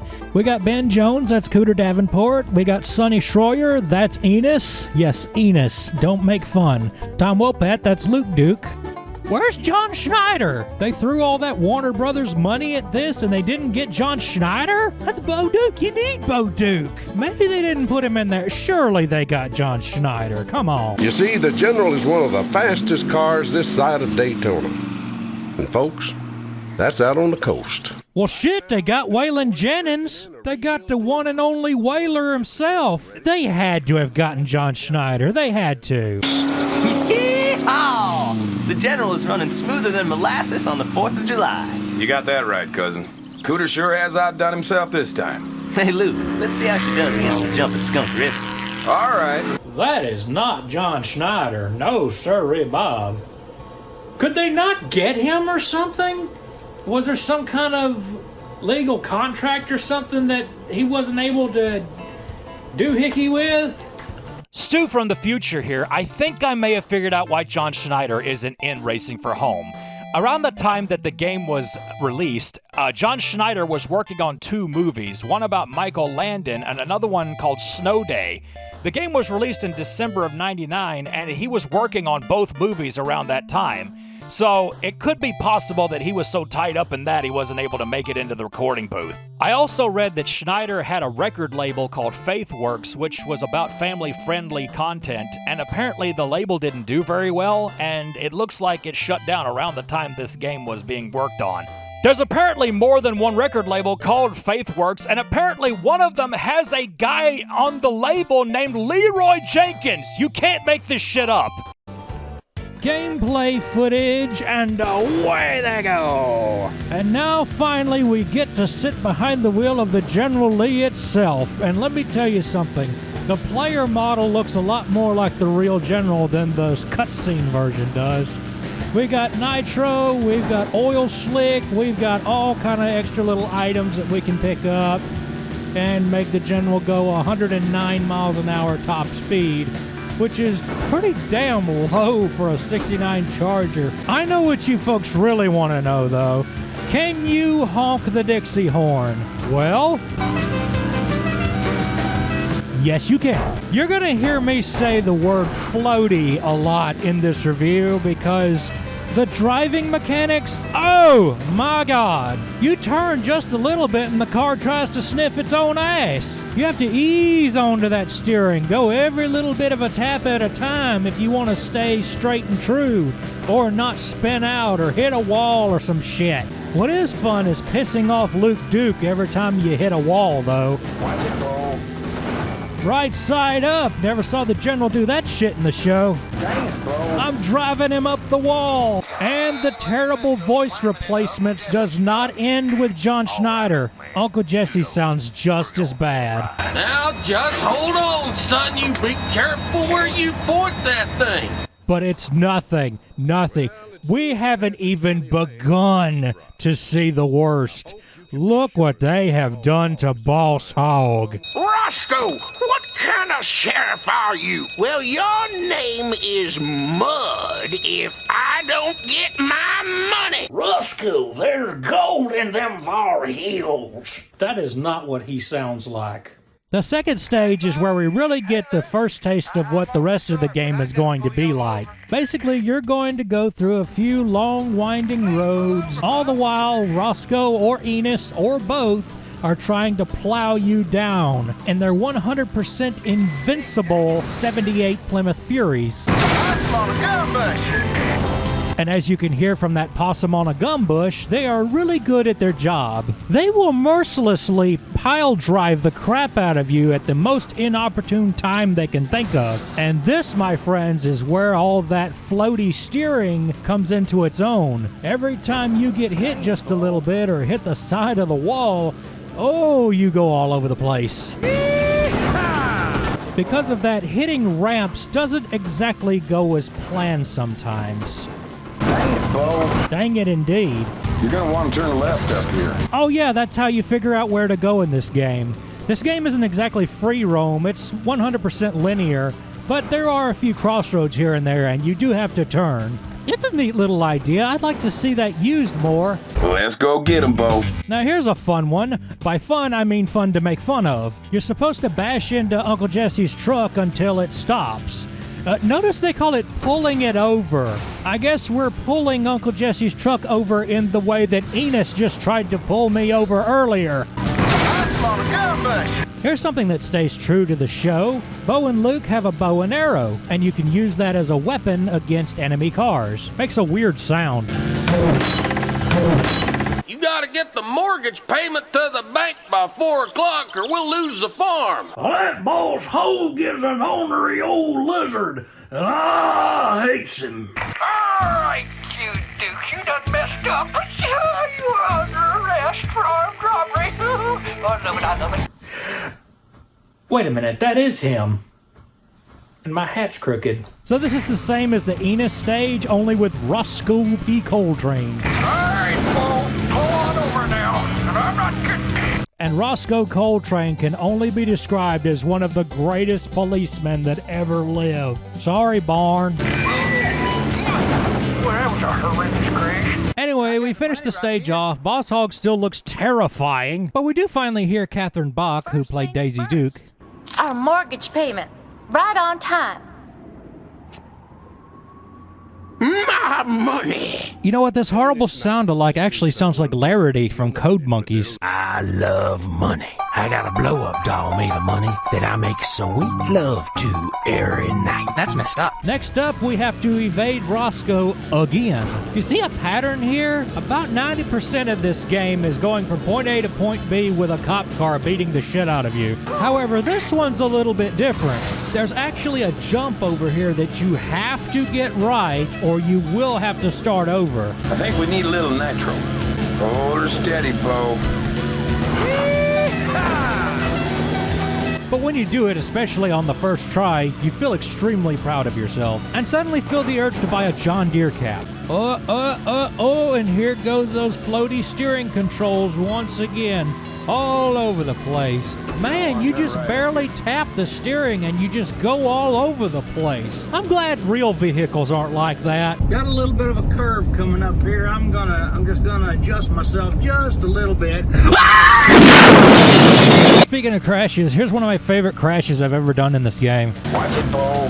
I'm running in circles around you. How much do y'all want to bet one of the developers' birthdays was January 23rd, 1987? And now we recycle the racetrack from the very first stage. I don't know about you, but I don't like the looks of this fella. To be God honest with you, I don't like the look of any of these fellas. These CGI faces give me the heebie-jeebies. Also, I failed to mention that the loading screen gets longer and longer the more you play the game for some reason. It's missing something. There we go. Here's another example of this game's phrasing. Actually, we need to, quote-unquote, pull him over. Somebody help!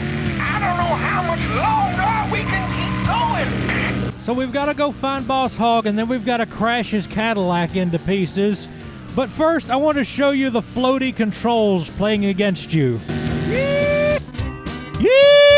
I will say this, I know the game so well and I've played it so many times that I'm pretty good at it now, and this is the first I've actually lost in this whole playthrough.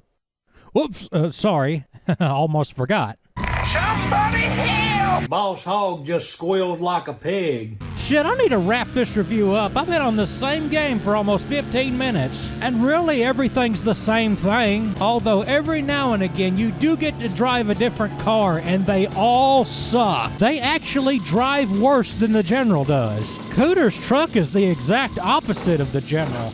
Instead of spinning out super easily because of the floaty controls, you can barely turn it. It's the only vehicle in the game that I've actually had to use the brake. And then there's the missions where you have to follow somebody. Oh my god, I hate those so much. You know those car following missions where you have to stay behind them at a certain distance? It's like that, but the car goes 500 miles an hour.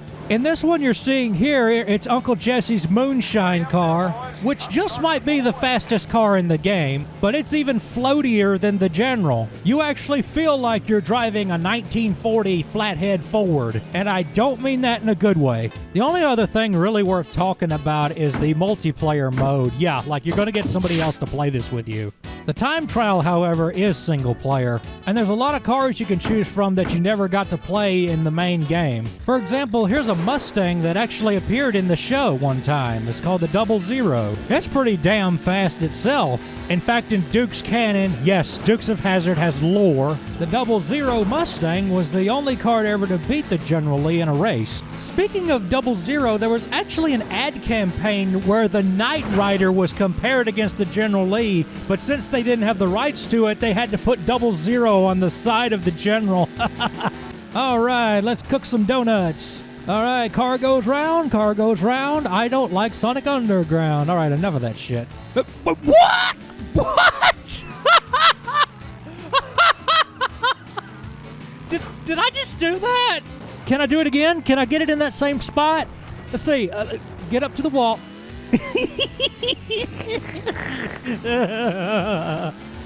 Shit, what a crappy game. The second Dukes of Hazzard PlayStation game that came out was known as Duke Nukem Land of the Babes. I'm a bad old man, meaning lots of harm, and I don't need a car. Actually, it's called Daisy Dukes It Out. I know, terrible joke, but I'll tell you what is a good joke. When I bought this game, that's the game that was in the case. This was somebody else's joke. Daisy Dukes It Out is made by the same people that made Racing for Home. And I remember liking this one better than the other one as a kid. For one thing, it has a pseudo-open world that you can explore in free roam mode. Also, you can do a burnout launch. Watch this. Yeah! This game is greatly improved from the other one. The General rides better, handles like he's on rails, and is much faster too. You don't feel entrapped in this fenced-up raceway kind of feel no matter where you're at in the game. The world's your oyster. Or should I say, Hazard County is your biscuits and gravy. It's kind of interesting to see a PlayStation 1 game that's a 3D environment that you can drive around in. Grand Theft Auto 3 wasn't even out yet. Driver and Driver 2 was, but I've got a can of worms set aside just for the Driver series. Remind me to do it one day. Also, they finally got John Schneider. Where the hell were you? Oil on Uncle Jesse's farm? Well, if that don't beat all. Now, even with all my praising of the driving mechanics, it's not perfect. Hope I didn't rattle you too much, Melanie. Not at all. This is fun. And remember when I was telling you guys about that mechanic that shows you which way to turn? Well, they thought it was a good idea too, and then some. I better go left. I better go right. I better go right. I better go right. I better keep going straight. I better go left. I better keep going straight. I better go left. I better go back. Oh, it's loading. I better go shit. Again, the music is super cool in this game. And it's the same people that did the music on Racing for Home. The band in question actually is a country group called the Tractors. Go figure, yeah. They had a big hit in the late 80s called Baby Likes to Rock It, also known as Boogie Woogie Choo Choo Train. Now, I don't know about you, but if this is what a geologist looks like, I'd hate to be a rock. Told you Waylon was freaked out by these CGI things. You don't think she recognized us, do you? I reckon we ought to go down to Uncle Jesse's house and get us some French fried tater.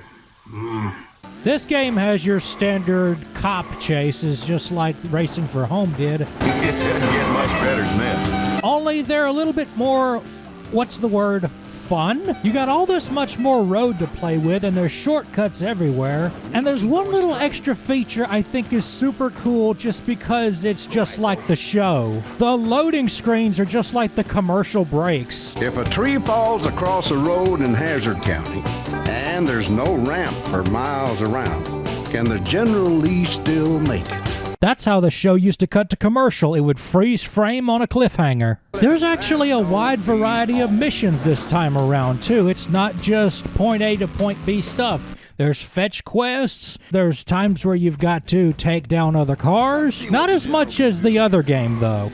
It's mostly the fetch quests, and there's a few things where you have to hit checkpoints. There's a couple of races. And of course, one of those stupid gotta follow behind the car and not get seen shit.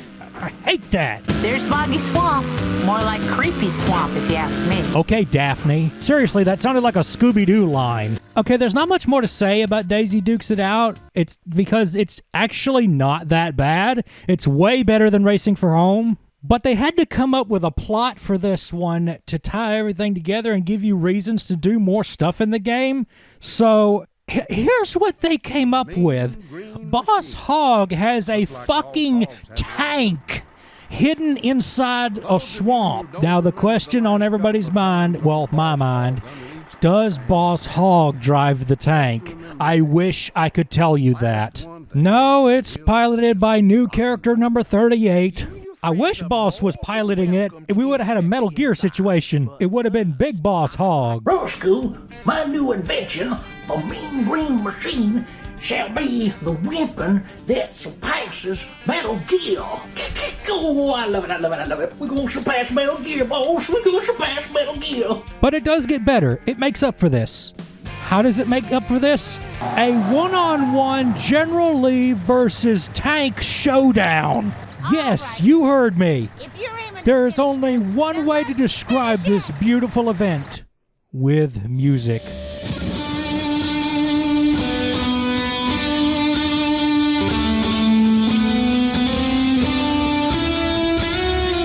Yeah, you get the idea. Next game. Now, this one I'm not so familiar with. The PlayStation 2 game came out long after my Dukes phase had kind of wore out. And the movie had just come out too, and that's the whole reason this game exists. Now the Ubisoft, I'll be damned. Did they make the game? No, they just published it. Okay. Ratbag. Never heard of Ratbag. What'd they make? Wow, that's a lot of dirt racing games. Saturday Night Speedway. I used to have that. I liked it. It does look like, once again, thanks to that Warner Brothers money, they was able to get John Schneider, Tom Wopat, and all the other cast in there that's still alive. And just so y'all know, y'all can go out and get the first season of the Dukes of Hazzard on DVD right now. Coming soon, the second season. Got it! Before I get to this last one, I want to just quickly run through the rest of the Dukes of Hazzard games left. There's only like so many, and they're super simple, so we could just get through them really quick. For example, there was a Dukes of Hazzard game on the Commodore 64. Now, this isn't my video. I had to get this off YouTube, but I had to show it to you guys because of one thing and one thing alone. It goes by the classic arcade rules of don't hit anything and keep going as long as you can. And oh, yeah, watch out for those FBI helicopters that are throwing fucking missiles at you. What did the Duke boys do to deserve FBI helicopters shooting missiles at them? What horrible terrorist action did the freaking Duke boys do? You know, I joke, but there was an episode where they got caught with marijuana. Then there's a Game Boy Color port of Racing for Home. And it's just as bad as it looks. It's a waste of time. It's not worth, no, just no. Okay, I've been putting it off long enough. We have to play the PS2 Dukes game. It's not good, y'all. Ain't the stock car race today? I bet that prize money be more than enough to pay off the mortgage. If you can win, that is. Now, who left the door open? Okay, that is an improvement. That is a way better Boss Hog. Still not perfect, but Sorrelbook was his own man and nobody else sounds like him. Just dropped by to say there ain't no way you gonna win that stock car race. So your first mission in the game is the origin of the General Lee. We get to see what the General looked like before it was an orange rebel car. Now, as soon as you start the game, the first problem with this game rears its ugly head. Your field of view is awful. You can barely see what's around you. Most racing games nowadays have a way to change the camera, or at least flip the camera around or turn it around. No, it does it automatically, and not when you want it to, and never in the direction you want it to. So that's the first problem with this game. The second problem is this car. Every car in the entire game is slow as molasses. The music is obnoxiously loud and honestly kind of annoying. No tractors here. Never thought I'd be turning music down. There is no satisfaction in driving. There just isn't. The car feels so heavy, hard to turn, and the camera has a heart attack when you try to turn real sharp. Okay, cousin. You watch me nail the chunk. Cut through those bushes on the left and gun it. Watch us fly. More like watch you fall with style. I want to like this game so much because for one thing it has the open world environment like Daisy Dukes It Out does. However, you don't have any loading screens. And not only do you have the Dixie horn, you have a yeehaw button. No, you don't understand. There is a button specifically mapped to make you scream out yeehaw. There's no use for it. It has no mission value. It's just a thing that you can do. But every time you try to be cool in this game, something reminds you that you're not. Why did that truck have to be right in the damn way? Why? I hate this freaking race. It can die in a fire. It's got that bullshit difficulty where you have to be 100% clean and precise all through the entire race or you're going to lose. The most bullshit part of it is the first place car is just as fast as you are. So you have to come up with your own little system of quirks and tricks to come up to him and get past him somehow. If you fuck up at all, just start over. Just fuck it, start over. Which doesn't sound like that much of a big deal, but the race is 8 laps. 8 fucking laps. That's NASCAR bullshit. And after you have spent all that time getting in first place, and you feel so proud of yourself, and you are making your way towards the finish line, this happens. Losing power, Luke. The General ain't gonna make it. Looks like them Duke boys are fresh out of luck. Yeah, kick me while I'm down.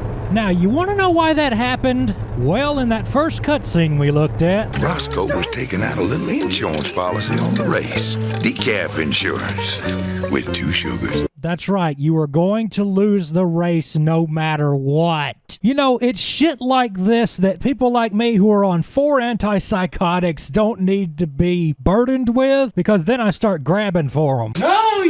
don't know how it feels. You don't know how it feels. You don't know how it feels to be me. This is my idea of humor. I'm having fun! Yahoo! Oh, wait a minute. Oh, that's right, this game hates me. Speaking of bullshit difficulty, there's this one mission where you have to haul dynamite in the back of the General and get there before time runs out, and I made it by the skin of my teeth. Oh, great. Another follow that car mission. The game doesn't even tell you how far or how close you have to be. You just lose.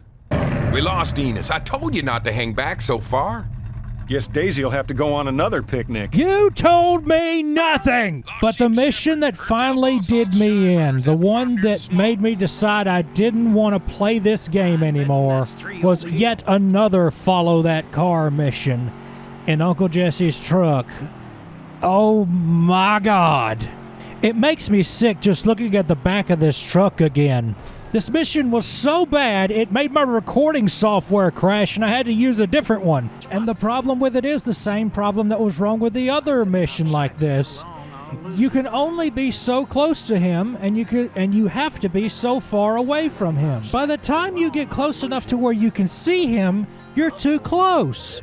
So you have to be so far away that if he goes over a hill or something or goes behind a tree, you're lost. You have no idea where he's at anymore. There is no happy medium between too far and too close.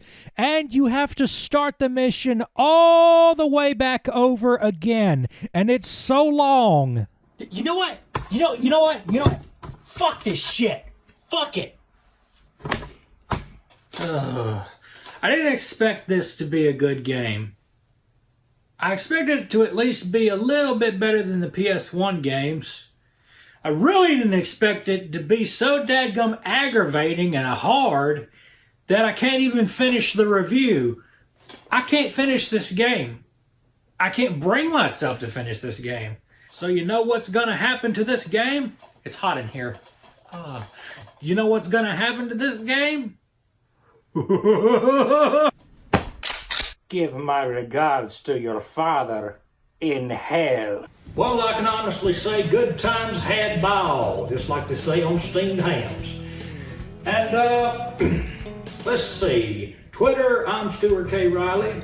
Koffee, Kofi, it's just called Stuart K Reilly. Link in the description. Link to everything in the description because that's how I roll. I don't want y'all to have to look for stuff.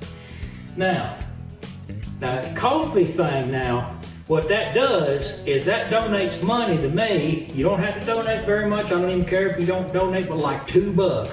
But when you do that, that money goes directly to both equipment for making these videos and games to review for you guys. The stuff that I can't find nowhere. And I would rather just get the physical copies anyway, because it's just a lot easier to do, a lot easier to get an honest opinion on it. You know what I mean? So, I hope y'all enjoyed today's Working Man Games. I will see y'all again in another month, and we will have something different to talk about. What is it? I'm gonna keep my mouth shut. Until then, this is Stuart K Reilly. Laissez le bon temps rouler to you. Give that man some whiskey, pack of cigarettes. Talk so much shit about a game, you'll think he's got Tourette's. He don't eat Doritos, he don't have no game plan. Some people call him Riley, you can call him Get that air going, yeah, get that air going. Get that air going, shit. Turn this shit off. Don't let them pick guitars, drive them old trucks. Let them be doctors and lawyers and stuff. Man, that video wanted me to play Dukes of Hazzard 2 again. I can't believe like how nice that game was for such a low budget kind of shovelware type game. I mean, you had like an open world that ran at a pretty decent frame rate for what it was. I know the video is not 60 frames per second, or I don't think it is anyway, but the game does run at 60 FPS sometimes. Not a locked one, but it does like it does like get up there sometimes. I'm really impressed. Probably because there's not that much environmental stuff going on. There's no traffic, no nothing like that. So there's not much that it has to render. So like it runs at a pretty decent frame rate. And it's open world. That's not bad for PS1. Driver 2 ran at like, what, 15 FPS? Oh, I still need to review those, don't I? It's been, what, oh my God, 7 years. Oh, I'm getting old. Next video is Combustion. Now, that's another indie game that I really wanted to cover because it was like a low-poly PS1 style tribute to Metal Gear Solid and old games like that, but with anthropomorphic cartoon characters and what have you. I can't believe it's been this long. And, you know, my buddy Frederick, he's still working on that game. He got a publishing deal with 3D Realms, and then 3D Realms started going down the shitter and laying off a whole bunch of people. But he's informed me that the game is still on. He's still working on it. Even if 3D Realms drops him, he's still going to make it. It's coming out no matter what's going to happen. He actually started Twitch streaming here recently, showing off how he does what he does and how he made Combustion and how he's how is it going right now. And so if you want to check that out, go check out Little Norwegians on Twitch and Twitter and anywhere else he may be. So check that bad boy out. So, yeah, you got to see the trailers for it too. It has really changed since the last time we've seen this game. But here we go. This is Combustion. Also, got to bring it up. Rest in peace, my boy Roscoe. I miss you every day. I'll see you again someday. Roscoe, do you like video games? You do? Yeah, what you like? What you like to play? Row? I don't know row. Row? It's pronounced M-O-R-P-G. Stuart K Reilly here. If you've never heard of me, I'm Stuart K Reilly. The last time we looked at an indie game, it was a retro 8-bit game based on an obscure console. This time we're looking at an obscure retro indie game that takes from a different timeline. We've seen the retro FPS Dusk take notes from Quake and the original Half-Life, and Strafe, which takes a few ideas from a lot of the older old-school FPSs. So you've got people who are nostalgic for 8-bit, 16-bit, and retro FPS games. But there's one era in video game history that you don't see many people doing. I'm talking about late 90s console games. Like the many people who are nostalgic for NES or Super NES, we're starting to see a lot of people who are nostalgic for stuff like N64, PlayStation 1, Dreamcast, for goodness sake.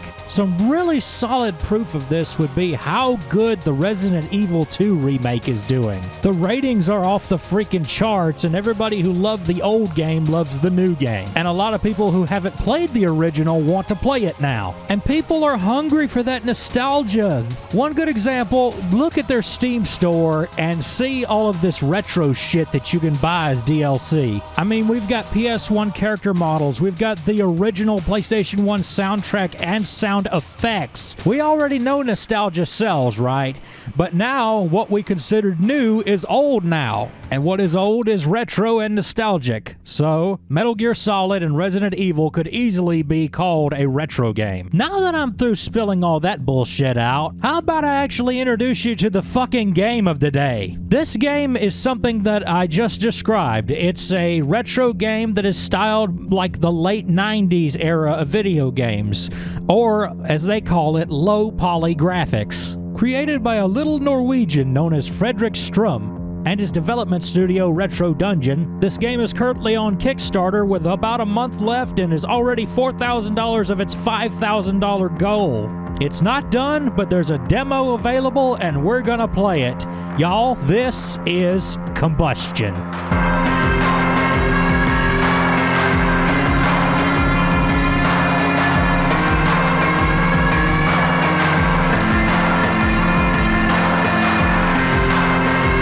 Combustion is a game set in the futuristic year of 1997.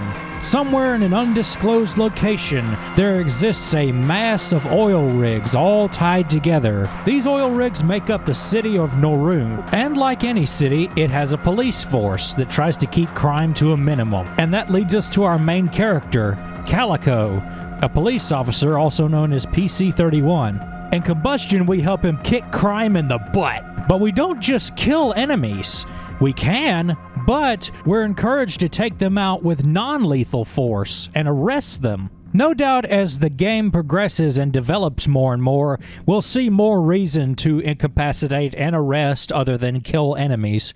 But right now, it seems like the only thing that's different is you get extra experience points. Yeah, this game has an RPG system. I liken the system to Symphony of the Night, where instead of doing turn-based battle, you get experience on the fly. To do all this police work, no, you don't get a gun, you get a baton, but not just any baton. It's the new 1997 Ajax Symphonix Police Rat Stabber! I can't lie to y'all, I made that up. It should be a thing in the game, though. Frederick, make that DLC, please. The baton has a few neat tricks you can do with it, but the coolest one of all is the lasso, where you can lasso somebody up and then tase them with the baton. Just like if Simon Belmont learned Thunderbolt. So what do we do as Calico in our time in Norune other than arrest people? Well, we give somebody fucking CPR. Hey, didn't you have to do that in the Walking Dead game?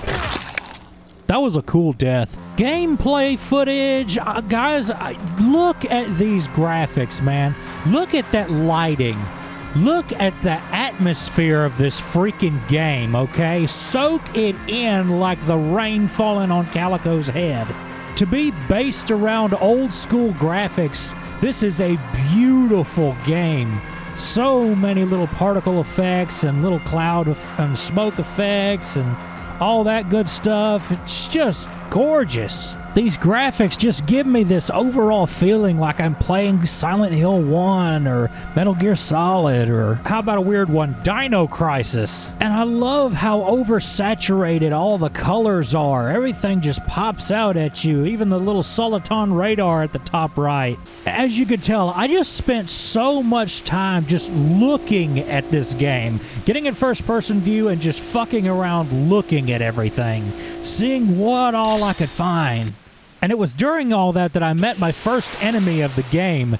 Okay, that red screen wipe is a reference to something, I'm pretty sure, but I can't think of what it is. Now, if you just want to kill him, you can just whack him a couple times with a baton and it's all over. But if you want to arrest him, you gotta get a little trickier with it. He's got a separate stamina meter you gotta try to get down before his life goes down. And when you do that, he'll fall down and you can put cuffs on him. Book him, Calico. In the next scene, we see Calico get rid of his little raincoat, and we see his Leon S. Kennedy-style get-up. Okay, it doesn't do that. And then next we get our first code radio call, where we meet our next character, Mr. Brindle. He's a dog. My God, this game is beautiful. Look at the graphics, they're awesome. Do you know any more games where you can confiscate sushi? No, you don't. Here we find our first NPC of the game, an otter named Otter. Oh, never mind, it's Endrick. Apparently, Endrick is the one who sent the distress signal which brought Calico over here in the first place. And to get to the next door, we need to get a key card. And we got to go to that computer over there to the right to do that. Now, what is this? Dance.gif? Let's see. There is important work being conducted at this oil rig. Feed the poor with the rich. I guess that makes a new meaning to eat the rich. Or maybe that is what it means and I've been listening to the Motorhead song too much. Let me give this bad boy an amazing tasing. When you get to jail, tell him the cat sent you. Okay, I'm liking this way too much. Oi, let's see what's on the telly then. Tonight on another gripping episode of Are We Animals? This guy says no. This guy says yes. This guy says it doesn't matter. And this guy says, I want some peanuts. Look at the graphics, they're awesome. Second floor, and here's Fleur. Also, props for the Liquid Snake trench coat. Don't mind me, just a little police brutality caught on camera. Wolverines! Remember when I said you had to do CPR on somebody? I wasn't kidding. In this game, you can expect to have to save civilians. You know, protect, serve, you know, the whole cop thing. What is this, Rescue 911, the game? This series is dedicated to the men and women who risk everything to save the life of a stranger. I'm William Shatner. Join us again next week for more true stories on Rescue 911. Station, this is PC-31. Apprehended a suspect and confiscated a pizza. Send back up in the crime lab over here. Sir? Not sure how that's relevant to the case, but it's barbecue and pineapple. Maximum Berg is best Berg. Hey, what's this, an arcade machine? Oh my god, I think this is a real game. Yep, I looked it up. Supersonic Tank Cats. That's on Steam. Well, we're getting close to the final bits of the demo, the last little portions of the game. Now, what is beyond this door? What evils could lurk beyond? You're just gonna have to play Combustion and find out.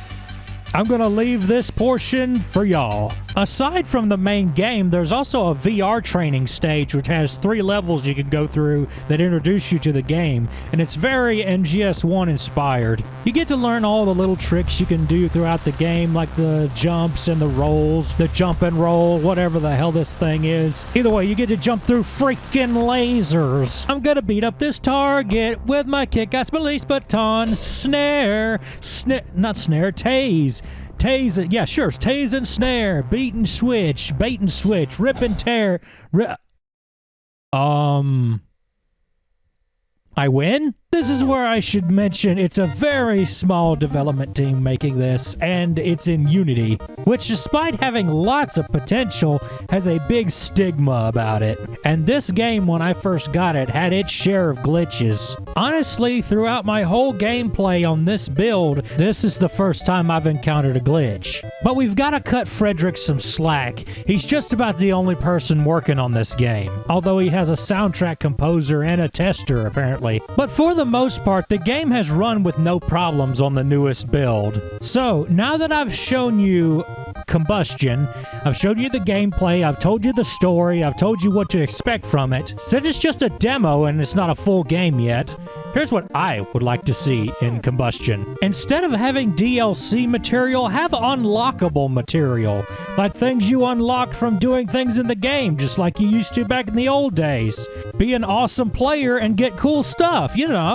What kind of things? Well, how about new moves you can do with the baton? Maybe increase taser power? Movement speed? For real, Calico walks like a fucking snail. Number 2 of what I'd like to see, cheat codes, like real deal cheat codes. Up, down, left, right, L1, L2, R1, R2, circle, square, you know.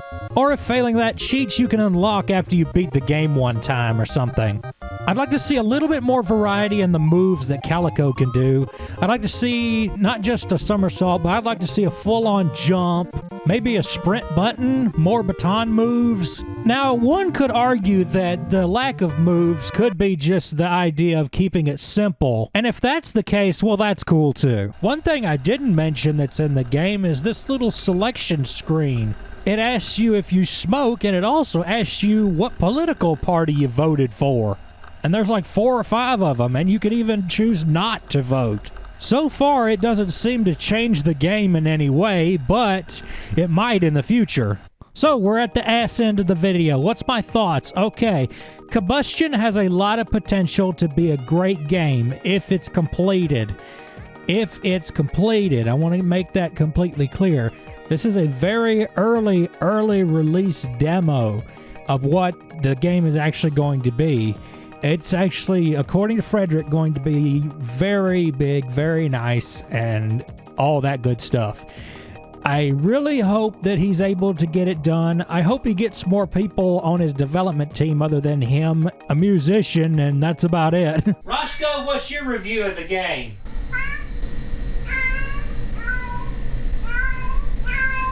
Roscoe says that the addition of the PS4 controller support is a welcome addition to the game, as most people are not wanting to use a keyboard and mouse for these type of retro games. They normally want to use a controller, and mice make his carpal tunnel act up. Well, that's it. The review's over. And did you notice that I went through this whole review about furry cops in a video game, and I did not once make a Zootopia joke? Next one is the Max Payne video. Now, this one was like Oh, people did not like this one. Oh, it was like, it got like disliked bombed really bad. Well, for one thing, there was a YouTuber that had beef with me and he sent his fans after me. And another one, the people who were fans of me even said they weren't big fans of this video neither. I actually still to this day do not know why people didn't like this video. I wish I understood why. I don't know what I did, but maybe it was that really unfunny, really drawn out intro that I did at the start. Like maybe people like checked out before that was done. I don't know. It was, yeah, but yeah, maybe I'll do another Max Payne video, like a better one. I don't know, but yeah, this is that. Also, I love the fact that 90% of the guitar shit that you see in this video, I've sold every single bit of that and bought something else. I trade that shit like it's a barter system. I don't know. Hastily put together titles and gradient transitions showed the title of the show as well as the subject. It was a waste of the viewer's time. Stupid immature thoughts in my head thought it'd be funny to start the video out like this. I look like a total dweeb in this shirt and get-up. I look like that one Let's Player who got in trouble touching his naughties. Maybe it's my fashion sense, or maybe I'm just that butt ugly. Who the hell's talking? Either way, throughout the past couple of days, I really haven't known what to review, and he wasn't any help. The fact that my April Fool's video got way more views than any of my actual work really did a number on me. Made me realize the shadows of the man I was will never go away. It's something that will never heal. I will always be the YouTube Poop News guy, but I guess people will just have to deal with me being the YouTube Poop News guy who never uploads YouTube poop-related things anymore. The idea ate at me every day, like the flesh-eating bacteria that was found in my brain 6 months ago. I never amount to anything, my gamer show is a piece of shit, and I dress like a cowboy from a gay rodeo. Where is that coming from? It's coming from the voice of reason, as in there's no reason for you to be making these videos anymore. Why don't you make more YouTube poops, you dumb fuck? Shut up! Mama Luigi, lots of spaghetti. If I hear one more word, I'm turning this truck around, I swear. Oh, I'm scared. I think I might poop my pants. You know, poop as in YouTube poop my pants. That's it. We turning around. I turned around without having to hit revert.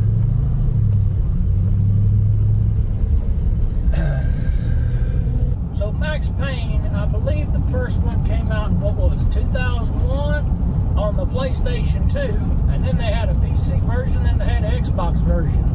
I've heard the Xbox version wasn't that great as far as ports go, but I think the second one had a better port. At least that's what I stole from a Cat Icarus video. Anyway, the PlayStation 2 and the PC version were a little bit different from each other. I know that because I have both of them, legit. Yeah, believe it or not, I paid for those. Can you believe that shit? So, I want to show you that. Since we're talking about the PlayStation 2 version a whole bunch in this video, I want to talk about the manual for the PlayStation 2 version and talk about what instruction manuals used to look like back in the day. Look at all the effort that went into making this cool little police dossier thing. It's all put together like a little file, and you got all these little illustrations of stuff and quotes from the game, and I almost said movie. I guess it is kind of like a movie, but we're not talking about that movie. Grabbing pails. Now, Max Payne, what if you've never seen Max Payne? What if you don't know a thing about Max Payne? The only Max Payne you know is that hernia that you've got. I can tell you what Max Payne's about, but I would rather show you this amazing trailer that was made for Max Payne back in 2001. Check this crap out. The intense story of a fugitive undercover cop who is framed for murder. A man with nothing to lose. Revolutionary bullet time gameplay slows down the action, showing bullets in flight, giving Max the edge against impossible odds. Prepare for pain. Max Payne. Get it now on PlayStation 2, Xbox, and PC. Rated M for mature. Stop staring at my microphone. That's Max Payne in a nutshell. Hope I'm in a nutshell. Anyway, we'll get this video underway with Max Payne 1. We'll start with the PlayStation 2 version, and then we'll do a little bit of the PC version so I can show you the differences in the two. So, get your Berettas cleaned up, loaded, and locked, and we will do this thing. Look at them beautiful PS2 graphics. Look at that beautiful frame rate drop as soon as we get close to the middle of the stage. This is pretty much what the PS2 Max Payne is known for. Lots of frame rate drops, but it is the original version, and it's the version that a lot of us know. So I'm playing through the tutorial level, and I reap the benefits of finally playing this through a component cable. I have never noticed what this sign said before, because of my really shitty TV connections. I couldn't read anything, so I never saw that Easter egg. Hey kids, have you ever wondered what monologue meant? This is what a monologue is. To make any kind of sense of it, I need to go back 3 years. Back to the night the pain started. Hey kids, do you know what loading is? Because on the PS2 version, you're going to see a lot of it. So basically, Max Payne is a cop, detective, NYPD. He's got a wife and a babby, but not for long. Also, the fact that this 66 Ford Fairlane is parked here really dates this whole picture. Did I mention this game is rated M for mature? No, please God, no. How many dead babbies do you see in games even nowadays? So one beautiful thing about Max Payne is a thing called bullet time, where you slow down the action. Watch. Sweet. So as I was saying, Max Payne is a detective in the NYPD who used to have a wife and babby. No! It's at this point you get to the true first level of the game, the Roscoe Street Station. Roscoe. It's here that you discover that your health items are painkillers. The pills would hold the pain back for a while. Hey, I wonder if you can go in the subway tunnel. Well, I guess you can. How far down can you go? Let's see. I'm still going. Man, how long is this? Whoa, what happened to the graphics? Oh, shit. No, for real, how long is this tunnel?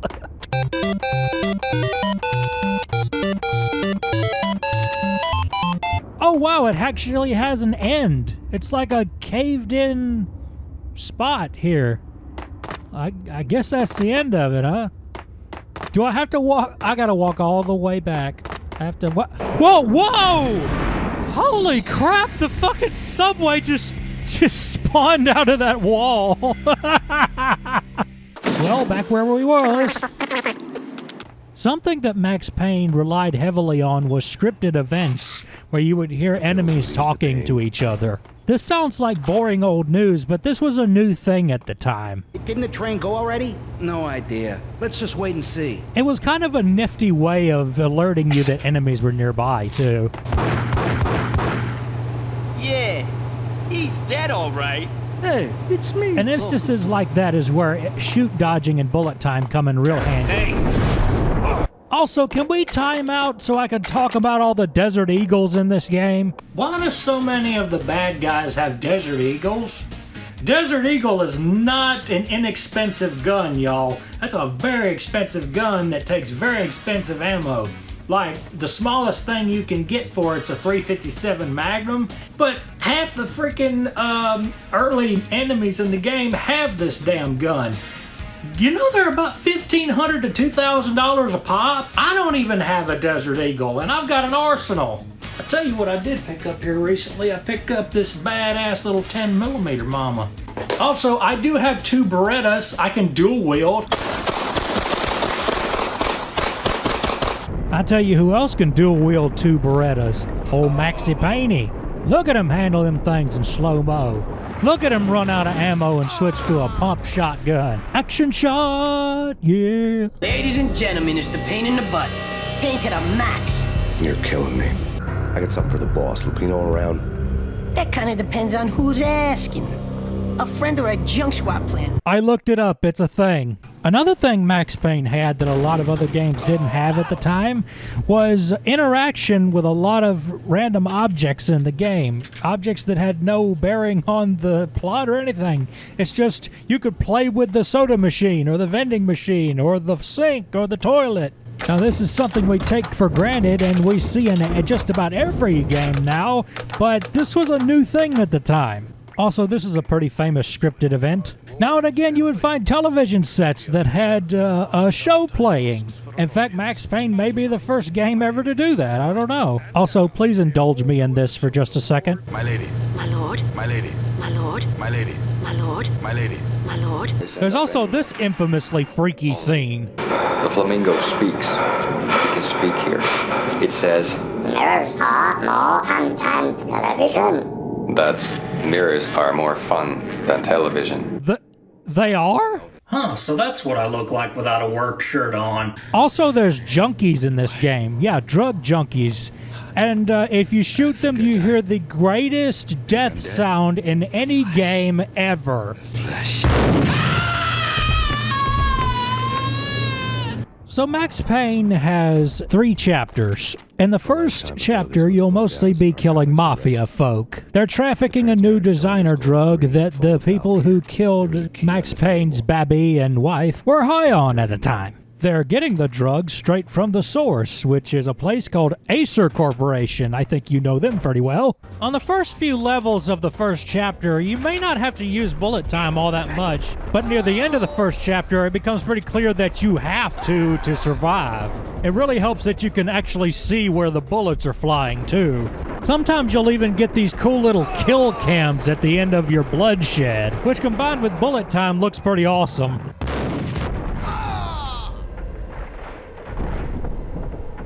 But not everything is cocaine and hookers. In fact, sometimes the game can be a fucking pain in the ass. One thing I always loved about the game was the controls, and one thing I always hated about the game was also the controls. You see, Max Payne controls pretty good for a third-person shooter on the PS2 or PC in the early 2000s. It controls good for a shooter. It does not control good for a platformer. This game is one of those that tries to be a platformer sometimes, and it falls flat on its ass when it does. And when I say platformer, I mean more balancing act, and oh god, am I too close to the edge? There's no walk, there's no crawl, there's no creep, there's no nothing. You either run across this little rail right here, or you slowly, carefully inch your way little bit, inch adjust. It's a freaking headache, and it happens too much in this game. And as a matter of fact, it's about to happen again. Right after that part I just did is another part where you have to inch across the railing here. And this ain't even the worst part. You want to see the worst part? On the first part of the second chapter, Max Payne is in a nightmare, which is the perfect analogy for what you have to do in this section of the game. Do you see that barely visible red line down there? Well, the floor is a bottomless pit, and you have to walk that red line to not fall in the bottomless pit. It's basically like the floor is made of lava, but the floor is made of nothing. What's even better is there's alternate routes, and routes that lead to nowhere, and routes that you can only get to by jumping. Okay, look, y'all. You're seeing component cable footage on a PS2, okay? I have played this same thing on the PC, and it's easier to see the route. But we're not talking about that. We're talking about when you first get the first version of the game, Max Payne, on the PlayStation 2, shitty-ass TV, shitty-ass composite or RF signal. And you've got the brightness turned all the way up on your TV trying to see this thin, red, little-ass line. Oh, and did I mention the background music? Or should I say background noise? The baby was crying. I'm not even going to bother showing you the other nightmare level that has this exact same thing, only with more jumping. It's bad. Just know it's bad. Luckily, if it gets too shitty for you and you just can't do this level, there is a level select cheat code that you can put in. Now, here's the thing. Max Payne is fun. In fact, it's an excellent game. It's a wonderful game. And shooting is fun. Bullet time is fun. It's when they tried to do things that were not shooting is when it started to not get fun. Like this scene right here where you're in the exploding building. You don't know what's going to kill you and what's not. Some of the stuff here, if you walk into it's not going to hurt you, but some of it will. So it's kind of a weird game to figure out what's going to kill you and what's not, and how close you can get to the fire without it hurting you. And if you should slow down or speed up because some triggered event might actually happen that you might get in the way of. Like right here, for instance. What did I touch? What did I rub up against? What killed me? In case you haven't noticed, we're on the PC version now, so now enjoy the high-quality video. So in the third chapter, when Max Payne kills every single mafia person who ever lived, he meets the real main villain of the game, which is actually the creator of Max Payne's mother. Wow, issues much? Also, if I don't talk about this next thing, people will ask me why I didn't talk about this next thing. There's this one fourth wall break in the second nightmare level that's pretty infamous. You're in a computer game, Max. The truth was a burning green crack through my brain, weapon statistics hanging in the air, glimpsed out of the corner of my eye, endless repetition of the act of shooting, time slowing down to show off my moves, the paranoid feel of someone controlling my every step. I was in a computer game. Funny as hell, it was the most horrible thing I could think of. The only thing I can add to this is the most horrible thing I can think of is being stuck with this face for the rest of your life. Throughout the whole game, he looks like he's got to take a wicked shit. Oh, speaking of.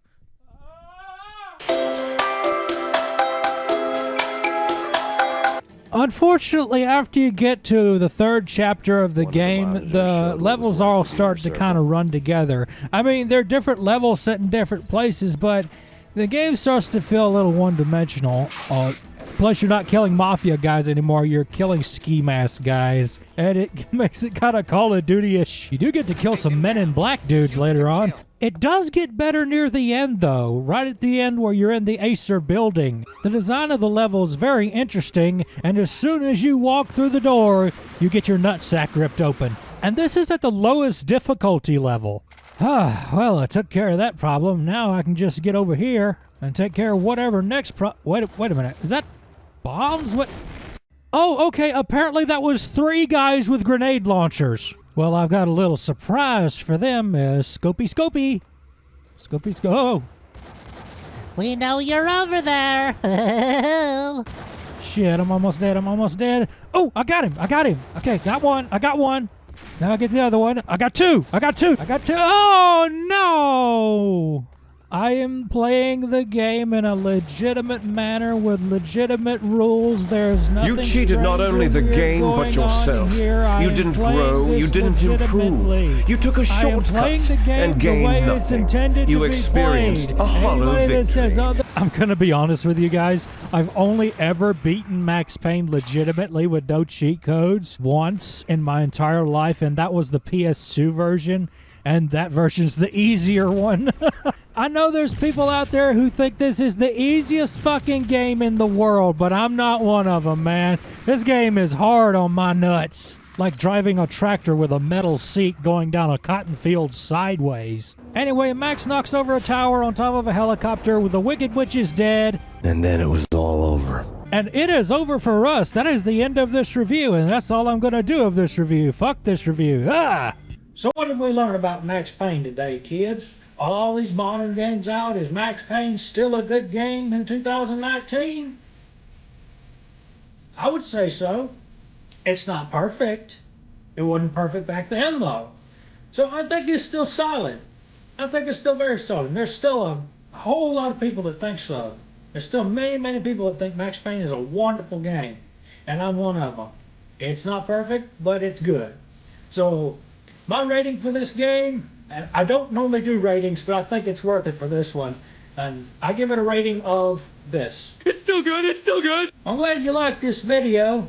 I'm assuming you liked this video because you watched it till the end. Follow me on Twitter, that's I'm Stuart K Reilly. I also have a Koffee, that's Kofi. You can donate money to me there and I will buy games to review on here for you. Ain't that a good system? I think it's a good system. So subscribe to me on YouTube down yonder and click that bell thing. I think you need to click that bell thing now to even see my subscription thing come up now. I don't know what YouTube's doing nowadays. But my name's Stuart K Reilly. This is Working Man Games. I'll see y'all when I see y'all, I reckon. You tired of me doing that? What if I did this? Smoke on camera. I'm out. Now, here's the video that I think is the worst one I ever made, and the views kind of back that up. This is the Bad Rats video. Now, it's okay that this one's the worst one. I don't care, because this video was not made as like a standard YouTube episode. I made this for one person and one person only. I used to hang out in a Discord group with a guy who was like my buddy at the time, and he always used to joke about Bad Rats and make jokes about bad rats and share Bad Rats and memes all the time. And I told him if you gift me Bad Rats, I would review it. And I was just joking. I didn't actually mean that. I mean, I even told him that was a joke. I mean, but the motherfucker did it anyway. I guess for the meme, because the big meme at the time was to gift your friend Bad Rats as a joke. And he sure as hell did it. And I said, well, I got to own up to it. I got to make a video about Bad Rats now. So just for that one friend that I had, I made a video about Bad Rats. So this is the Bad Rats episode. I won't blame you if you click past this one, honestly. In fact, my face at the start of this video is the face I make when I have to watch this.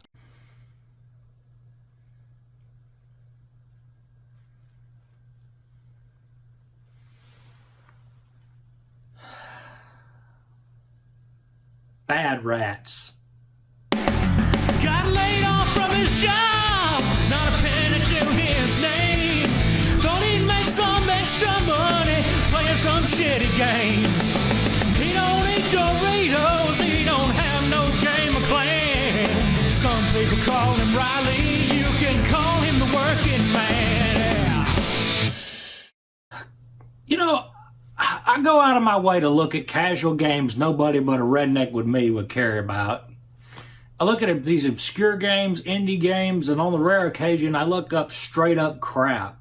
And Thomas, normally it's that kind of bad where we can poke fun at it, have a laugh, and just, you know, have a good time making fun of the retard. Well, that sounds horrible, but now and again you get a game that's just plain unpleasant to play. It's so bad. I would even go as far as to say it gave me physical and mental pain just to sit through 5 minutes of this thing. Hell, I've got a migraine right now. I didn't have that before I opened this thing up. And if you didn't read the title, the game is ironically called Bad Rats. But it's not just a clever name. So Bad Rats is a game from 2009 that gained a lot of infamy as being, at the time, the quote-unquote worst game on Steam. And it got a lot of attention because at that particular time, Steam at least seemed to have a pretty high standard of what was considered a game good enough to be sold on their platform. Now, today, if you can make a T-posing gorilla walk 10 paces in Unity, you've got yourself a Steam game, Buddy Rowe. It was apparently such a bad game that it was considered a funny meme or troll tactic to gift this game to someone on Steam. You see what I'm saying? People were straight up buying this game with money to give to people as a joke. Have you got that one uncle? You know what I'm talking about. The one that's got the dad humor that gives you gag gifts for Christmas instead of something cool? Well, this is that if internet millennials did it. I would tell you it's the lowest rated game on Steam, but that's no longer true. A bunch of ironic memers fixed that for us. Yeah, thanks guys, you're doing the whole world a favor just by existing. So what is Bad Rats? Well, to tell you what Bad Rats is, I gotta tell you who Rube Goldberg is. Rube Goldberg was a cartoonist and inventor during the 1940s. He was most well known for his cartoonish drawings of largely complex machines that he designed to do simple, mundane tasks like, say, wipe your face with a napkin or pour water in a glass. They became known as the Rube Goldberg machines, and still today there are contests held for who can make the most elaborate machine. One game development team within Sierra thought this would be a great basis for a puzzle game. This is the Incredible Machine on MS-DOS, A pretty successful and also pretty dang fun old game as far as puzzle games go. You make Rube Goldberg machines with the parts the game gives you and see what all kind of different ways you can solve the puzzles. In some cases, there's more than one way to beat the puzzle, so that makes you want to get even more creative. Now, why am I telling you about the Incredible Machine? Because that's what Bad Rats is ripping off and doing a god-awful piss-poor job at it, too. And I encounter my first problem just trying to record the damn thing. It puts itself in this weird letterbox in my software. And is that a DirectX symbol in the taskbar? I'm even having hell trying to turn down this frickin' freesounds.org sounding stock music. The shit gets louder when I turn it down! And if that ain't enough, the sound effects slider only turns down some of the sounds. The others are still loud as all hell. Look at this mess. Ain't a single thing in this entire game that ain't broken, glitched, or just plain unpolished. I've never seen a physics engine so broken in my life. And this is on a game that centers around exactly that. Why would you make a physics-based puzzle game and get lazy on the engine? That's like if I did the rest of this video without my damn tripod. Look how vloggy this looks. Hey, here in my garage, I got this new Lamborghini here. Just look here. I'm trying to get this frickin' rat to hit that with a baseball bat. This is the second level of the entire game. You'd reckon this would be a simple process, but oh no, it couldn't be. So basically what's going on is time is frozen while you're building, which is ironic because there's a time limit. If you fuck up, you go back to the title screen. Or you can put in the password. Yeah, this game has a password system in 2009. Why? Because... Anyway, you build your machine, hit the start button, and voila! Voila! Voila frickin' la! Look, they've even wrote down where you're supposed to put everything in this tutorial level. Yeah, tutorial level. And still, with the solution they give you, it's not working. Also, that bulldozer rat. You think you could go any slower? It ain't a race. A rat race. What, you ain't never seen a rat drive a dozer upside down before? Whoa, is that what I think it is? I'm not touching that. So what if we actually beat this level? What do we get for all our hard work? Good Lord, that was bloody for such a toony game. So you just find all kinds of unique ways to kill this cat, huh? Well, that's kind of fucked. So we head our asses on over to level 3, and what is this? A microwave?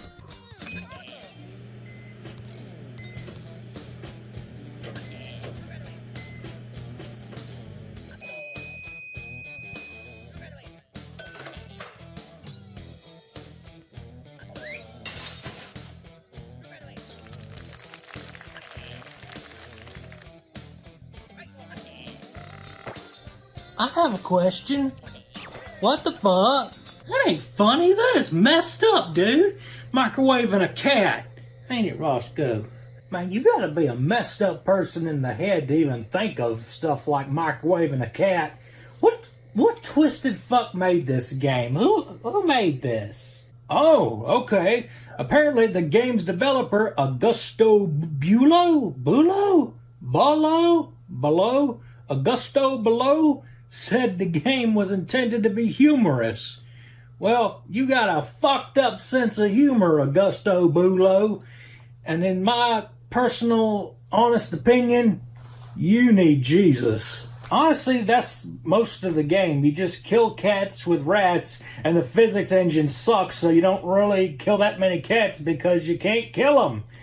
So, that's it. I guess that's the end of the Wait a minute.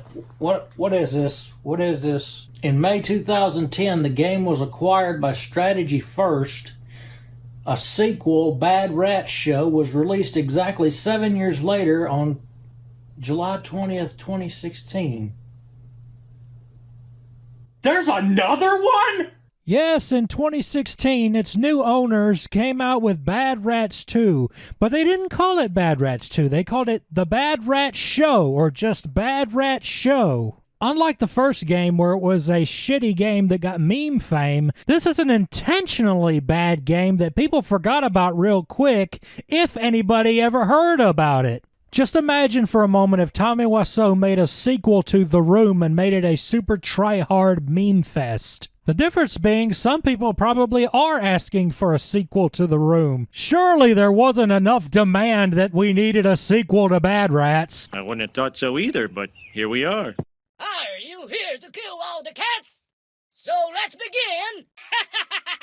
Oh yeah, by the way, it has voice acting. Yay! Oh yeah, we're gonna have a cat's pancake! Are you kidding me, cats? Just now! Time for Plan B! Was that some kind of error or something? Or was that a censor bleep? I didn't even see any cuss words on the subtitle. This game's a piece of crap like the last one, but it's got a little bit more spit shine to it. So apparently you can polish a turd. Doesn't mean you should. It's got all the bullshit physics and levels that don't work and all that good stuff. Not to mention a colorful cast of rat stereotypes. Cat sinners will get fire in hell. Yeah, boy. Yeah, you can click on them and they say stuff to you, and they all have bio pages. I admit I didn't look to see if the suicide bomber is on there, but I'm pretty sure he is. Plus, I've got to admit, I didn't play this very long. It gave me a splitting headache just to play. And why wouldn't it give me a headache when you've got a soundtrack like this?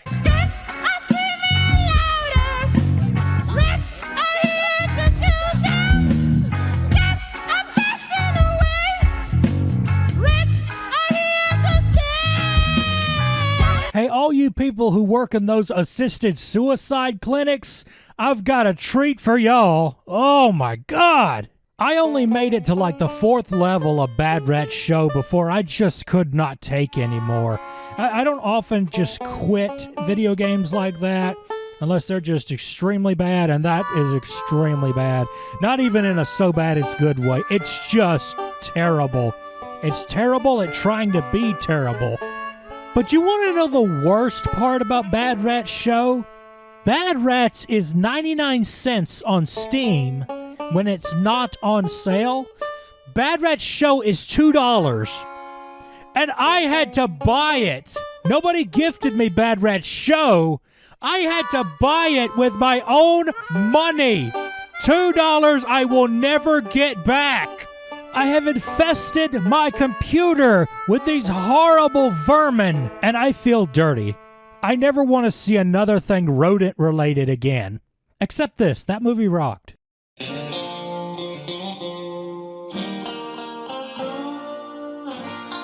Play me some of that guitar. Well, my best friend gave me a rat as a present, kept it as a pet, and then I fed it poison ivy. Tripped out of its mind like it was on LSD. I just had to try and see what it would do to me. Golly gee, I passed out. Woke up and saw my rat sitting next to me. He resuscitated me and then he called 911. Looked at me like he was gonna say something. When he did, he said, "Boy, do you have any more of that weed?" And that's season 1, everybody. Don't worry, it gets better. At least I hope so.